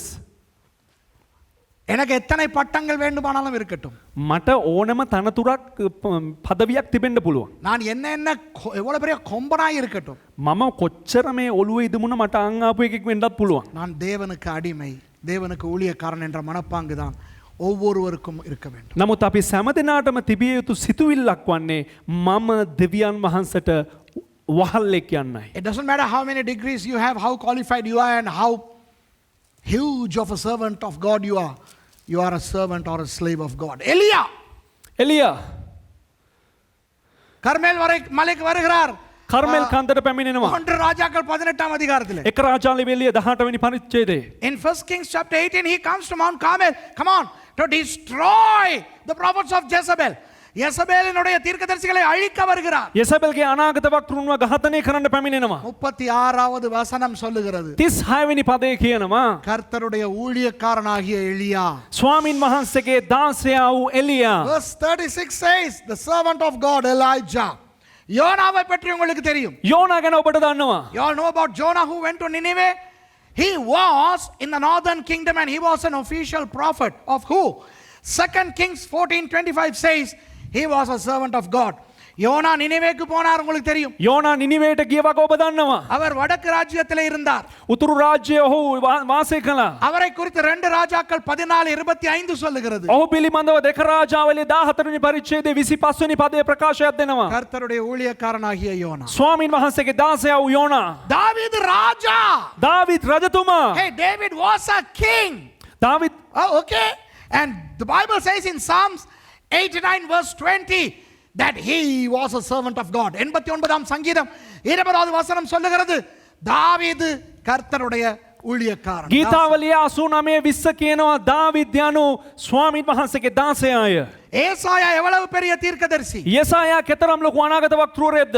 ஆனால் ஏசாயா 20ஆம் அதிகாரம் 3ஆம் வசனத்திலே அவர் கர்த்தருடைய ஊழியக்காரன் என்று தான் அழைக்கப்படுகிறார். නමුත් ඒසායා 20 වෙනි පරිච්ඡේදයේ 3 වෙනි පදය තමා දෙවියන් වහන්සේගේ දාසයා කියලා ප්‍රකාශ කරගන්නවා. Isaiah, the great prophet, is called a servant of God in Isaiah chapter 20 and verse 3. இங்க பாருங்க, கொஞ்சம் ரொம்ப காலாகாலமா ஆம்பளைகளுக்கு தான் இந்த வியாதி இருந்துச்சு. මේ කාල වකවානුවත් තිස්සෙම මේ ප්‍රශ්නෙම තිබ්බේ පිරිමින්ට තමයි. You know, all these centuries, only the guys, men had this problem. And as from the last century, women also have contracted this coronavirus that I'm going to talk about. ஆனால் கடந்த நூற்றாண்டிலிருந்து இந்த கொரோனா வைரஸ் பொம்பளைகளுக்கும் பிடிச்சிருச்சு. මේ corona virus එක ගිය ශත වර්ෂයේත් කාන්තාවන්ටත් ආවා. இந்த பொம்பளைகள் எல்லாம், கிறிஸ்தவ பொம்பளைகள் எல்லாம் நல்லா தான் இருந்தாங்க. මේ කිතුණු කාන්තාවන් ඔක්කොමලාම හොඳට තමයි හිටියේ. அம்மா, අම්මා, தாய், මව, சகோதரி, සහෝදරිය, ஊழியக்காரின்னு தான் இருந்தாங்க. සේවිකාව කියාගෙන තමයි හිටියේ. So these women, you know, up until the middle of the last century, were sister so and so, lady, I mean, you know. ஆனா இப்ப பொம்பளைகளுக்கும் இந்த வியாதி வந்துருச்சு. දැන් කාන්තාවටත් මේ ලෙඩේ ඇවිල්ලා තියෙනවා. இப்ப ஊரெல்லாம் பொம்பளை பாஸ்டர்மார் முளைச்சு, நான் பாஸ்டர் கோமதி. දැන් මම pastor එන්සිනා. Now even women have begun to call themselves, I am pastor woman, I am reverend woman, I am reverend doctor woman, I am prophetess. Yeah. தீர்க்கதரிசி கோமதி, ரெவரண்ட் கோமதி, டாக்டர் கோமதி. ஏண்டி நல்லா தானேடி இருந்தீங்க? ඇයි බං උඹ හොඳටනේ හිටියේ? உங்களுக்கும் வந்துருச்சாடி இந்த பதவி பட்ட மோகம்? උඹටත් මේ තනතුරු තානාන්තර පදවි ඔක්කොම ඔලුවට ගැහුවද? You were all right, you ladies. What happened to you? Crazy women. இப்போ உடனே நிறைய பேர் என்னோட கோச்சிக்கிற போறாங்க. දැන් එකපාරට මයිත් එක ගොඩක් කටි තරහ වෙන්න යනවා. மூஞ்செல்லாம் சுளியும். දැන් මූණ ඔක්කොම මේ වකුටු වෙලා මේ ඇදිලා ගිහිල්ලා. ஜோக் என்ன தெரியுமா? දැන් මේකේ මේ ජෝක් කතාව මොකක්ද දන්නවද? You know, many women are going to frown at me now. Fortunately, I don't see their faces. But you know, the joke is this. இதில் பார்த்துக்கிட்டு இருக்கிற நிறையா பொம்பளைகளுக்கு நானே போயிட்டு பாஸ்டர் கோமதி பாஸ்டர்னு நானே கூப்பிட்டுருக்கிறேன். ஏன் தெரியுமா? கூப்பிட்டு தானே தொலைக்கணும், இல்லாடி தான் மூஞ்சி இழுப்பட்டு தொலைஞ்சிருது. ඉතින් දැන් මේ වැඩසටහන බලන බොහොම දෙනෙකුට මමම ගිහිල්ලා මේ පාස්ටර් එන්සිනා ප්‍රයිස් ද ලෝඩ් කියලා මමම කියලා තිනා. මොකද එහෙම කතා කරන්නේ නැත්තම් මූණවල ඔක්කොම එල්ලිලා ඇදිලා යනවනේ. You know, I have to call these women pastors because they introduce themselves as pastors. You know, some places when I go to pastors' conferences, suddenly women show up and say, I'm Pastor Mrs. You know, something. So I have to call that creature pastor. அப்போ யாராவது ஒரு பொம்பளை வந்து நான் pastor Gomathi, நான் இனி pastor தானே கூப்பிட்டு தொலைக்க வேண்டி இருக்கு. ඉතින් කවුරු හරි ඇවිල්ලා මේ කාන්තාවක් ඇවිල්ලා මම පාස්ටර් මේ අහවලා කියලා හඳුන්වන්න නැත්නම් ඉතින් මම අනිවාර්යයෙන්ම පාස්ටර් කියලාමනේ යන්න ඕන. பாஸ்டர் சுரேஷ் பெண்கள் ஊழியத்தை வெறுக்கிறார். පාස්ටර් සුරේෂ් කාන්තා සේවය ප්‍රතික්ෂේප කරනවා. இல்லங்க. නෑ. Pastor Suresh is against women ministries. You know, Pastor Suresh அவர் வந்து பொம்பளைகளுக்கு முக்கியத்துவம் கொடுக்கறதே இல்லை. පාස්ටර් සුරේෂ් ඇවිල්ලා කාන්තාවන්ට වැදගත්කමක්ම දෙන්නේ නැහැ. Pastor Suresh doesn't give respect to women. அவர் எப்பவும் தண்ட பொண்டாட்டிய கிண்டல் அடிச்சுக்கிட்டே தான் இருக்கிறார். හැම වෙලේම බැලුවනම් තමන්ගේ භාර්යාවට නෝන්ඩි කරගෙනම තමයි ඉන්නේ. Pastor Suresh always, he passes comments, negative comments to his wife. ஏன் தெரியுமா? ඇයි දන්නවද? பக்கத்து வீட்டுக்காரன் பொண்டாட்டிக்கு நான் கிண்டல் அடிச்சா அவன் என்னைய கொல்ல வருவான். අල්ලපු ගෙදර එකීට මම කින්ඩල් ගැහුවනම් ඒකි එවුන් මාව මරන්න එනවා. ஆகவே ஏன் பொண்டாட்டியை தான் நான் வம்புக்கு இழுக்க ඒ முடியும். නිසා මගේ භාර්යාව තමයි මට වලියට අදින්න පුළුවන්. அதுக்காக நான் அவளை கீழே போடுறதே இல்லை. ඒ කියලා මම ඇයව පහතට දාන්නේ නැහැ. கீழே போடுற விதத்திலயா mercy இருக்கு? පහතට දාන්න පුළුවන් විදිහට සහෝදරි මර්සි ඉන්නේ.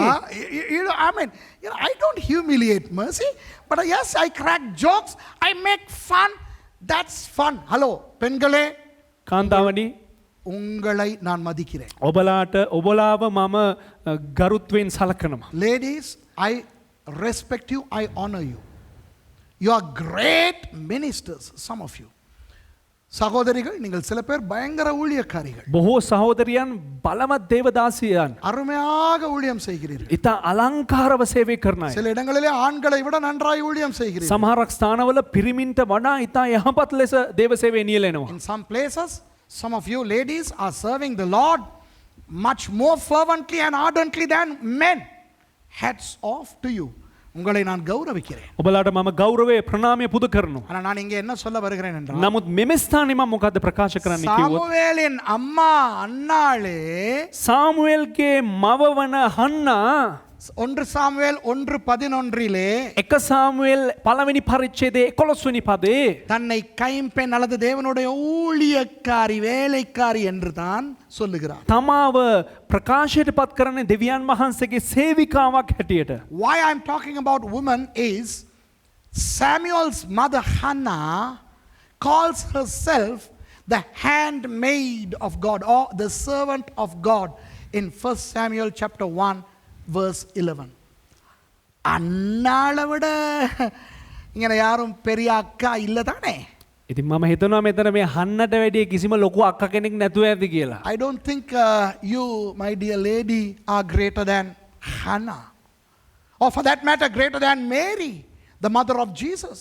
மரியாளை விட பெரிய அம்மா யாராவது உண்டா இங்கே? කවුරු හරි මෙතන මේ මරියාට වැඩිය ලොකු විශාල පරිණත මවක් සිටිනවද? லூக்கா 1:38 அவரே சொல்லுகிறார், நான் கர்த்தருடைய கைம்பெண், தேவனுடைய ஊழியக்காரி. ලූක් පළවෙනි පරිච්ඡේදයේ 38 වෙනි පදයේ කියනවා මම දෙවියන් වහන්සේගේ දාසියක්, මම උන්වහන්සේගේ හස්තයේ සිටින තැනැත්තියක් කියලා. So even Mary, the mother of Jesus, calls herself the servant of God, the handmaid of God. Okay, now sisters, now you may ask, okay, what are you saying, Suresh? Suresh, என்ன சொல்றேன்னு நீங்க கேட்கலாம். ඉතින් ඔබ මොනවද දැන් අපිට කියන්නේ කියලා ඔබලා අහන්න පුළුවන් කාන්තාවන්. Then the pastor Komadi, මේ එන්සිනා pastor, then the reverend Komadi, මේ රෙවරන්ට් එන්සිනා, அதெல்லாம் விட்டுருங்க, அழகு இல்லை, நல்லா ඒව ඔක්කොම අයින් කරන්න. ඒව ලස්සන නැහැ. கோமதி එන්සිනා சூப்பர். නියමයි. மற்றவங்க தான் உங்களை கௌரவிக்கணும், අනිත් අය තමා ඔබලාට ගෞරව කරන්න. பெண்களுக்கு மட்டுமில்லை, කාන්තාවන්ට පමණක් නොවේ, ஆண்களுக்கும் தான். පිරිමි අයටත් අදාළයි. Not just women, even for men. I'm saying, I mean, this is not for men or women, this is for everybody. Hey, just be yourself. Let Jesus be manifest in you. நீங்களாயிருங்கள், இயேசு மகிமைப்படட்டும். ඔබ හැටියට සිටින්න. பழைய ஏற்பாட்டில் மட்டுமா? පරණ ගිවිසුමේ පමණයිද? புதிய ஏற்பாட்டுக்கு வருவோமா? අලුත් ගිවිසුමට අපි පැමිණෙමු. Shall we come to the New Testament? What about the great apostle Paul? அப்போஸ்தலனாகிய பவுல். අපෝස්තල මහා අපෝස්තලයෙක් වෙන පවුල්තුමා. ஹலோ, இந்த நிகழ்ச்சியை பார்க்கறவங்க அல்லது உங்களுக்கு தெரிஞ்ச யாராவது இன்றைக்கு உலகத்துல பவுலை போன்ற ஒரு அப்போஸ்தலன் உண்டா? මං කරුණාකරලා ඔබෙන් අහන්නම් මේ වැඩසටහන නරඹන පාවුල්තුමා වගේ දේවදාසෙක් අපෝස්තලවරයෙක් මේ ලෝකේ කොහේ හරි සිටිනවද? Hey, you may be an apostle, perhaps you know some great apostles in the world. Can you show me one apostle who is close enough to the apostle Paul? Even the apostle Paul introduces himself in the book of Romans, in Romans 1:1, servant of Jesus Christ. அவ்வளவு பெரிய ஆளானப்பட்ட பவுல் அடியார் ரோமர் 1:1 தன்னை கிறிஸ்துவினுடைய ஊழியக்காரன், வேலைக்காரன், අඩිමයි என்று அறிமுகப்படுத்த. එතරම් වූ විශාල අපෝස්තලයෙක් වෙන පාවුල්තුමාව තමාව රෝම පොතේ පළවෙනි පරිච්ඡේදයේ පළවෙනි පදයේ හඳුන්වලා දෙන්නේ දෙවියන් වහන්සේගේ දාසයා කියලා. இயேசுவை ஈன்றெடுத்த மரியாளின் வயிற்றில் பிறந்த ஒரு ஆள் யாக்கோபு. යේසුස් වහන්සේගේ සහෝදරයෙක් වන මරියාගේ ගැබෙන්ම ඉපදුනා පුද්ගලයෙක් තමයි යාකෝබ්. யாக்கோபு 1:1 அவர் இயேசு கிறிஸ்துவின் ஊழியக்காரன் என்று அறிமுகப்படுத்துகிறார். தம்பி என்று அறிமுகப்படுத்துகிறார். යාකෝබ් එකේ ඔහු හඳුන්වා දෙන්නේ දෙවියන් වහන්සේගේ දාසෙක් වූ යාකෝබ් කියලා මේ මල්ලි කියලා නෙවෙයි. Jesus' womb sharer, James. James does not call himself a brother of Jesus. He's saying the servant of Jesus in James 1:1. Amazing humility. Wow. பேதுரு. பேதுரு யார்? පේතෘස්තුමා කවුද? அவரே 2 பேதுரு 1:1 தன்னை கர்த்தருடைய ஊழியக்காரன் என்று அறிமுகப்படுத்துகிறார். ඔහුම 2 පේතෘස් එකේ ස්වාමීන් වහන්සේගේ දාසයා කියලා හඳුන්වලා දෙනවා. The great Peter is introducing himself as the servant of Jesus in 2 Peter 1:1. What about Jude verse 1? யூதா புத்தகத்திலே முதலாவது வசனத்திலே இயேசுவின் சகோதரனாகிய யூதா. යුදාස් මොකක් ගැනද ඔහු ප්‍රකාශ කරන්නේ? යුදාස් පළවෙනි වචනේ ප්‍රකාශ කරනවා යේසුස් වහන්සේගේ සේවකයා කියලා. ஊழியக்காரன் என்று. Jude is introducing himself as a servant. And what about John the revelator? Wow. யோவான் இயேசுவின் மார்பிலே சாய்ந்த யோவான். යේසුස් වහන්සේගේ ලයේ සතපුණා වූ යොහාන්. வெளிப்படுத்தல் 1:1 கர்த்தருடைய ஊழியக்காரன் என்று அறிக்கை செய்கிறார். එලිදරව් එකේ ස්වාමීන් වහන්සේගේ දාසයා කියලා තමාව හඳුන්වා දෙනවා. John in Revelation 1:1 is introducing himself as the servant of Christ. Hey, let's talk about Jesus, okay? අපි කතා කරලා බලමු යේසුස් වහන්සේ ගැන. இயேசுவை பற்றி பார்ப்போம். நம்முடைய எஜமான் இயேசுவை பற்றி பார்ப்போம். Let's look at our boss Jesus. Let's turn to Mark chapter 10 and verse 45. மாற்கு 10வது அதிகாரம் 45வது வசனத்தை வாசிப்போமா? මාක් 10 වෙනි පරිච්ඡේදයේ 45 පදය. மனுஷகுமாரன் ஊழியம் கொள்ளும்படி வராமல் ஊழியம் செய்ய வந்தார். මාක් 10 වෙනි පරිච්ඡේදයේ 45 වෙනි පදයේ මෙන්න මෙහෙම සඳහන් වෙනවා. මක්නිසාද සැබවින් මනුෂ්‍ය පුත්‍රයා සේවය ලබන්ට නොව සේවය කරන්ටද බොහෝ දෙනෙකු උදෙසා මිදීමේ මිලයක් කොට තමාගේ ජීවිතය දෙන්නටද ආයේ යයි කීසේක. Yeah. For even the Son of Man came not to be ministered unto, but to minister, and to give his life a ransom for many. பார்த்தீர்களா? இயேசுவானவர் ஊழியம் கொள்ள வரவில்லை, வேலை வாங்க வரவில்லை. දැන් බැලුවද යේසුස් වහන්සේ සේවය ලබන්ට පැමිණියේ නෑ. Jesus did not come to be served, but he came to serve. What about you, my dear brother, sister, pastor, apostle? Are you serving people? Or are you just being so proud and allowing others to serve you? பெரிய ஊழியக்காரர்களே, நீங்கள் ரொம்ப வளர்ந்துட்டீங்களா? පරිණත දේව සේවකයනි ඔබලා වර්ධනය වුණාද? மத்தவங்க தான் உங்களுக்கு வேலை செய்றாங்களா? අනිත් අයද ඔබට වැඩ කරන්නේ? நீங்க வேலை செய்ய மாட்டீங்களா? ඔබ වැඩ කරන්නේ නැද්ද? நீங்க ஊழியம் செய்ய மாட்டீங்களா? ඔබ සේවය කරන්නේ නැද්ද? இயேசுவே ஊழியம் செய்யத்தான் வந்தார். යේසුස් වහන්සේම පැමිණියේ සේවය කරන්නට. யோவான் 8க்கு போங்க. Let's go to John chapter 8. Yohan 8 වෙනි පරිච්ඡේදයට අපි යමු. ஸ்லைட்ல இல்லாத ஒரு வசனத்தை பார்த்துட்டு அப்புறம் ஸ்லைடுக்கு போவோம். තිරේ දිස්වෙන්නේ නැති ඒක වචනයක් බලලා අපි ආපහු නැවත වතාවක් තිරයට යමු. Let me read a verse that is not there in the slide and then let's go to the slide, okay? Verse 50, the first line. 50வது வசனம் முதலாவது பகுதி. நான் எனக்கு மகிமையை தேடுகிறதில்லை. යොහාන් 8 වෙනි පරිච්ඡේදයේ 50 වෙනි පදයේ මුල් කොටස කියනවා නමුත් මම මාගේ ගෞරවය නොසයමි. Just read the first line of verse 50. 50. And I seek not my own glory. I seek not my own glory. Lo and behold, unfortunately today so many servants of God are seeking their own glory. கவலைக்கிடமான விஷயம் இன்றைக்கு அநேகர் தங்களுக்கு மகிமையை தேடிக்கொண்டிருக்கிறார்கள். දුකට කාරණාවක් නම් අද බොහෝ දෙනෙක් තමාට මහිමය සොයා ගනිමින් සිටිනවා. 54வது வசனம் ஸ்லைட்ல இருக்குது பாருங்க. 54 වෙනි පදයේ ස්ලයිඩ් එකේ තියෙනවා බලන්න. Let's go to verse 54 which is there on the slide. இயேசு பிரதியுத்தரமாய் என்னை நானே மகிமைப்படுத்தினால் அந்த மகிமை வீணாயிருக்கும். என் பிதா என்னை மகிமைப்படுத்துகிறவர். Read. Yeah, verse 54. Just the 2 lines. Jesus answered, If I honor myself, my honor is nothing. It is my Father that honoreth me. Thank you. That's enough. It's my Father who has to honor me. I should not honor my own self. Yohan 8 වෙනි පරිච්ඡේදයේ 54 සඳහන් වෙනවා යේසුස් වහන්සේ උත්තර දෙමින් මම මටම ගෞරව කරන්නේ නම් මගේ ගෞරවය හිස්ය. මට ගෞරවයක් වන්නේ මාගේ පියාණන් වහන්සේය. பழைய ஏற்பாட்டு பெரிய பெரிய பெரிய ஜாம்பவான்களாய் இருக்கட்டும், පරණ ගිවිසුමේ විශාල පුද්ගලයන් වේවා, புதிய ஏற்பாட்டின் பெரிய பெரிய ஜாம்பவான்களாய் இருக்கட்டும், අවුලුත් කිව්සුමත් සුල සිටින්නා වූ විශාල යෝධයන් වේවා. அன்னாள் மரியாள் போன்ற பெரிய பெண்களாய் இருக்கட்டும், හන්නාල් නැත්නම් මරියා යන ඒ කාන්තාවන් වේවා. அவர்களுக்கு பெருமையான வார்த்தைகளை மற்றவர்கள் வேண்டுமானால் பேசினார்கள்.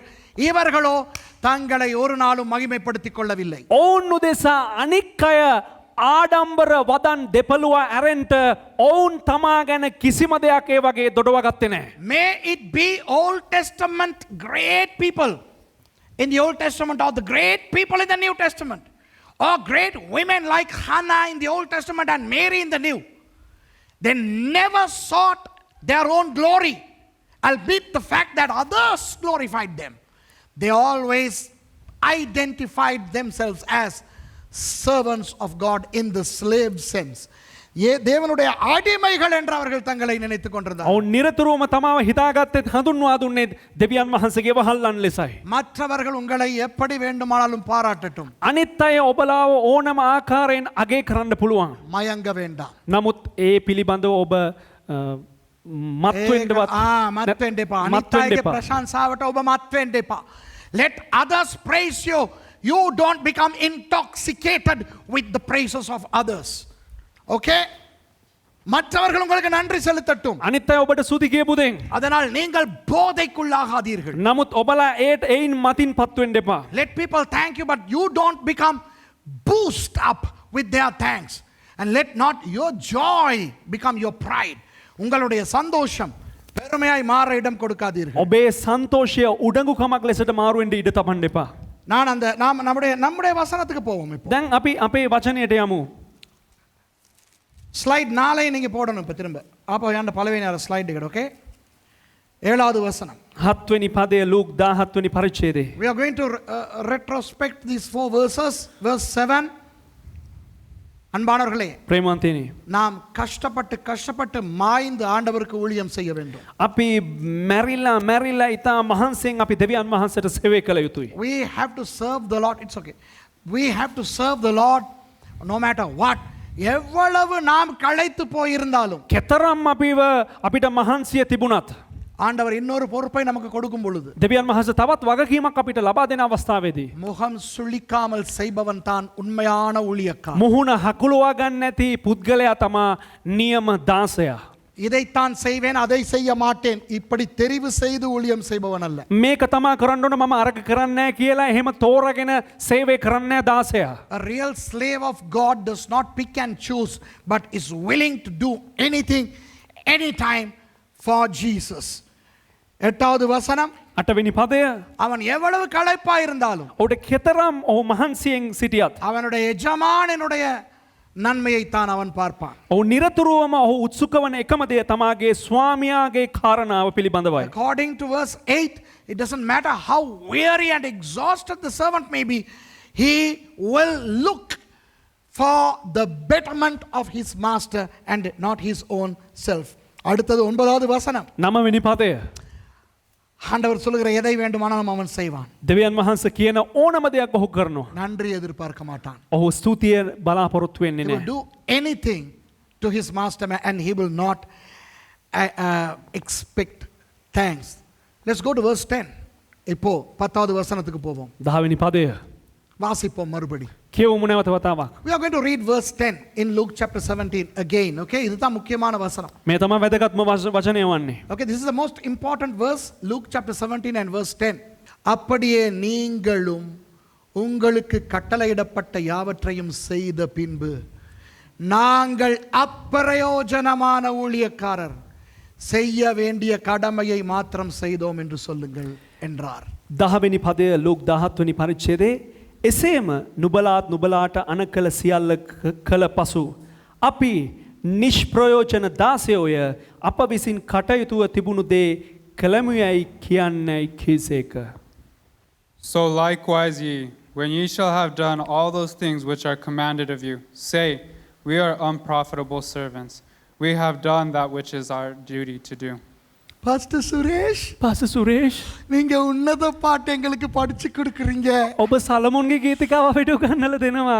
நன்றி. සූති. Pastor Suresh, now you are teaching us the Song of Solomon. thank you. What is my response? நான் என்ன யோசிக்கிறேன் தெரியுமா? මම මොනවද කල්පනා කරන්නේ? ඈ? அவர் செய்ய சொன்னதை நான் செஞ்சேன். උන්වහන්සේ කරන්න කියප එක මම කරා. அதை ஒழுங்கா செய்யாத ஒரு அப்பிரயோஜனமான ஊழியக்காரன்னா හැබැයි ඒක මම හරියට කරපු නැති නිෂ්ප්‍රෝජන වූ දාසයෙක් මම. பவுல் செஞ்சிருந்தாருன்னா சூப்பரா செஞ்சிருப்பார். පවුල්තුමා කරා නම් සුපිරියට කරලා තියෙයි. பேதுரு சரியா சொல்லிடா செஞ்சிருப்பார். පේතෘස් කරන නිකන් කිරි ගහට යන්න වගේ කරලා තියෙයි. அவ்வளவு தூரம் போக வேண்டாம்.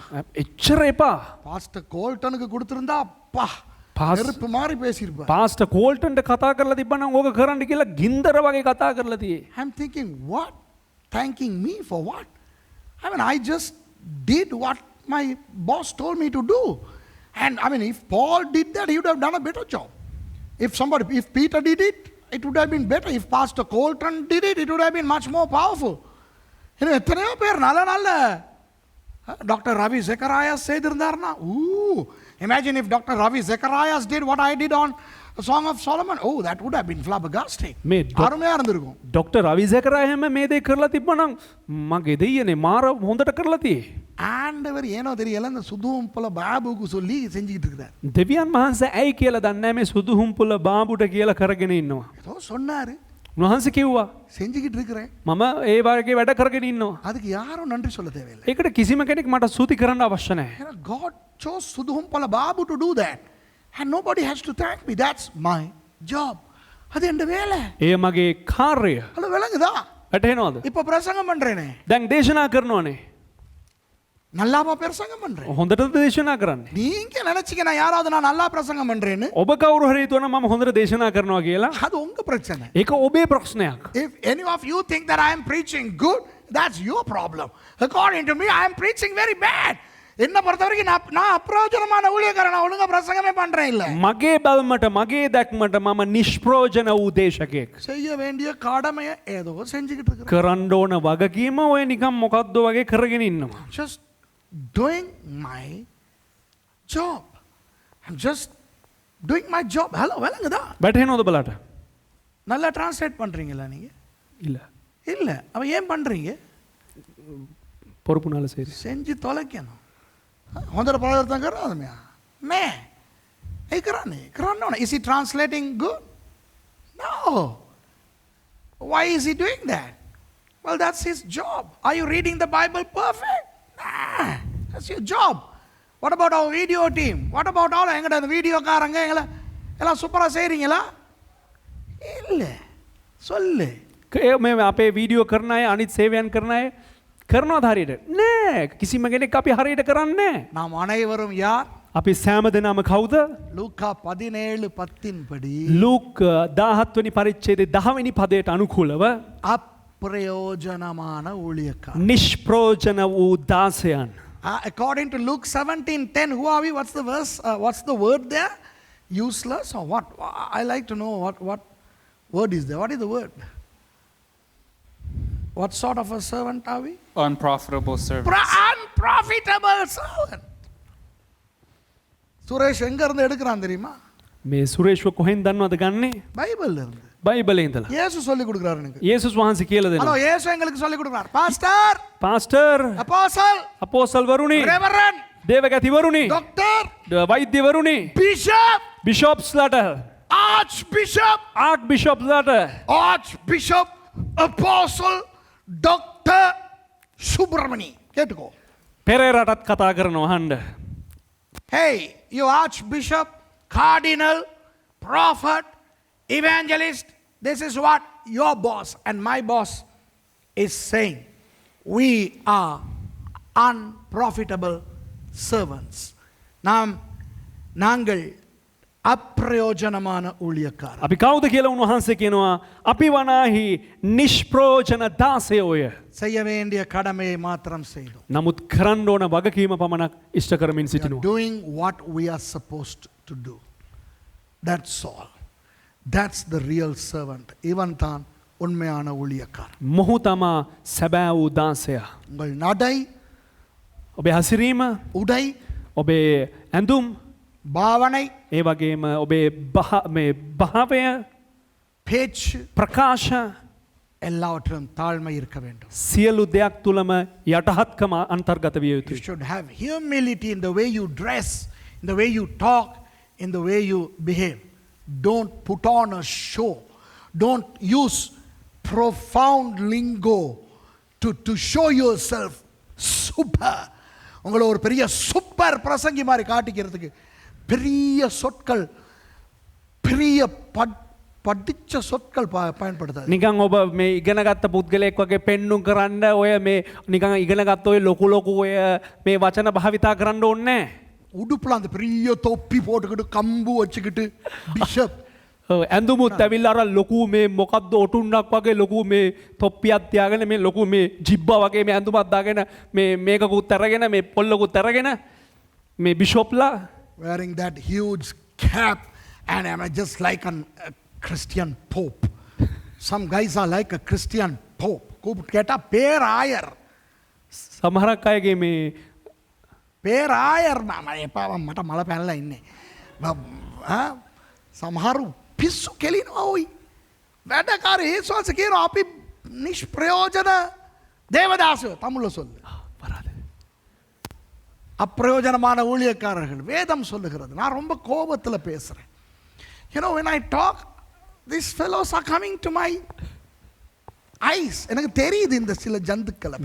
මේ ගැන කතා කරනකොට මට මේ ඔක්කොමලම පේනවා මගේ ඇස් වලට. எத்தனை பேர் கோவிச்சுக்கிற போறீங்களோ எனக்கு தெரியும். கோவிச்சுக்கிட்டு இருக்கீங்களோ எனக்கு தெரியும். කී දෙනෙක් මගෙත් එක්ක තරහ වෙමින් ඉන්නවද දන්නේ නැහැ. வேதத்தை பேசுகிறேன். බයිබලය ගැන මම කතා කරන්නේ.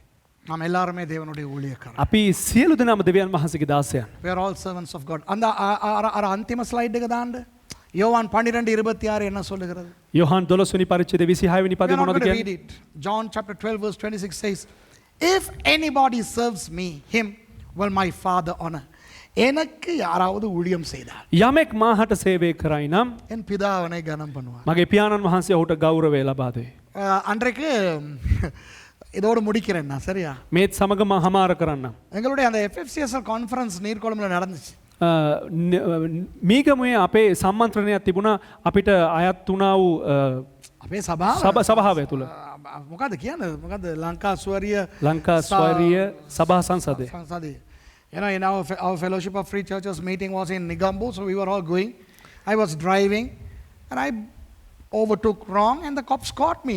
Overtake பண்ணிக்கிட்டு போனேன், போலீஸ் பிடிச்சிருச்சு. ඉතින් මම පාරේ වාහනේ ධාවනය කරන අවස්ථාවේදී මම අනවශ්‍ය ලෙස ධාවනය කරනකොට පොලිසියෙන් මාව අත්අඩංගුවට ගත්තා.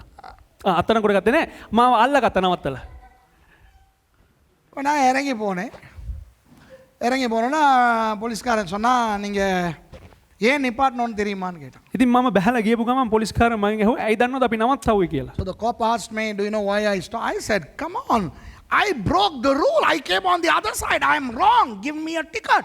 நான் சொன்னேன், நான் தான் முழுக்க பிழையா வந்தேனே, உடனே எனக்கு தண்டத்தை எழுதி கொடு அப்படின்னு. ඉතින් පොලිස්කාරන්ට එකපාරට කිව්වා මේ මම පාරේ එහා පැත්තෙන් ආවේ මම කරාවේ වැරද්දක් ඒ නිසා මට කරුණාකරලා අනේ කරුණාකරලා දඩකොලයක් දෙන්න කියලා. இப்போ போலீஸ்காரன் யோசிக்கிறான். දැන් පොලිස්කාරයෝ කල්පනා කරනවා வர்றவன் எல்லாம் கெஞ்சுவான், මේ එන ඔක්කොමලාම අඬනවා என்னைய காப்பாத்து.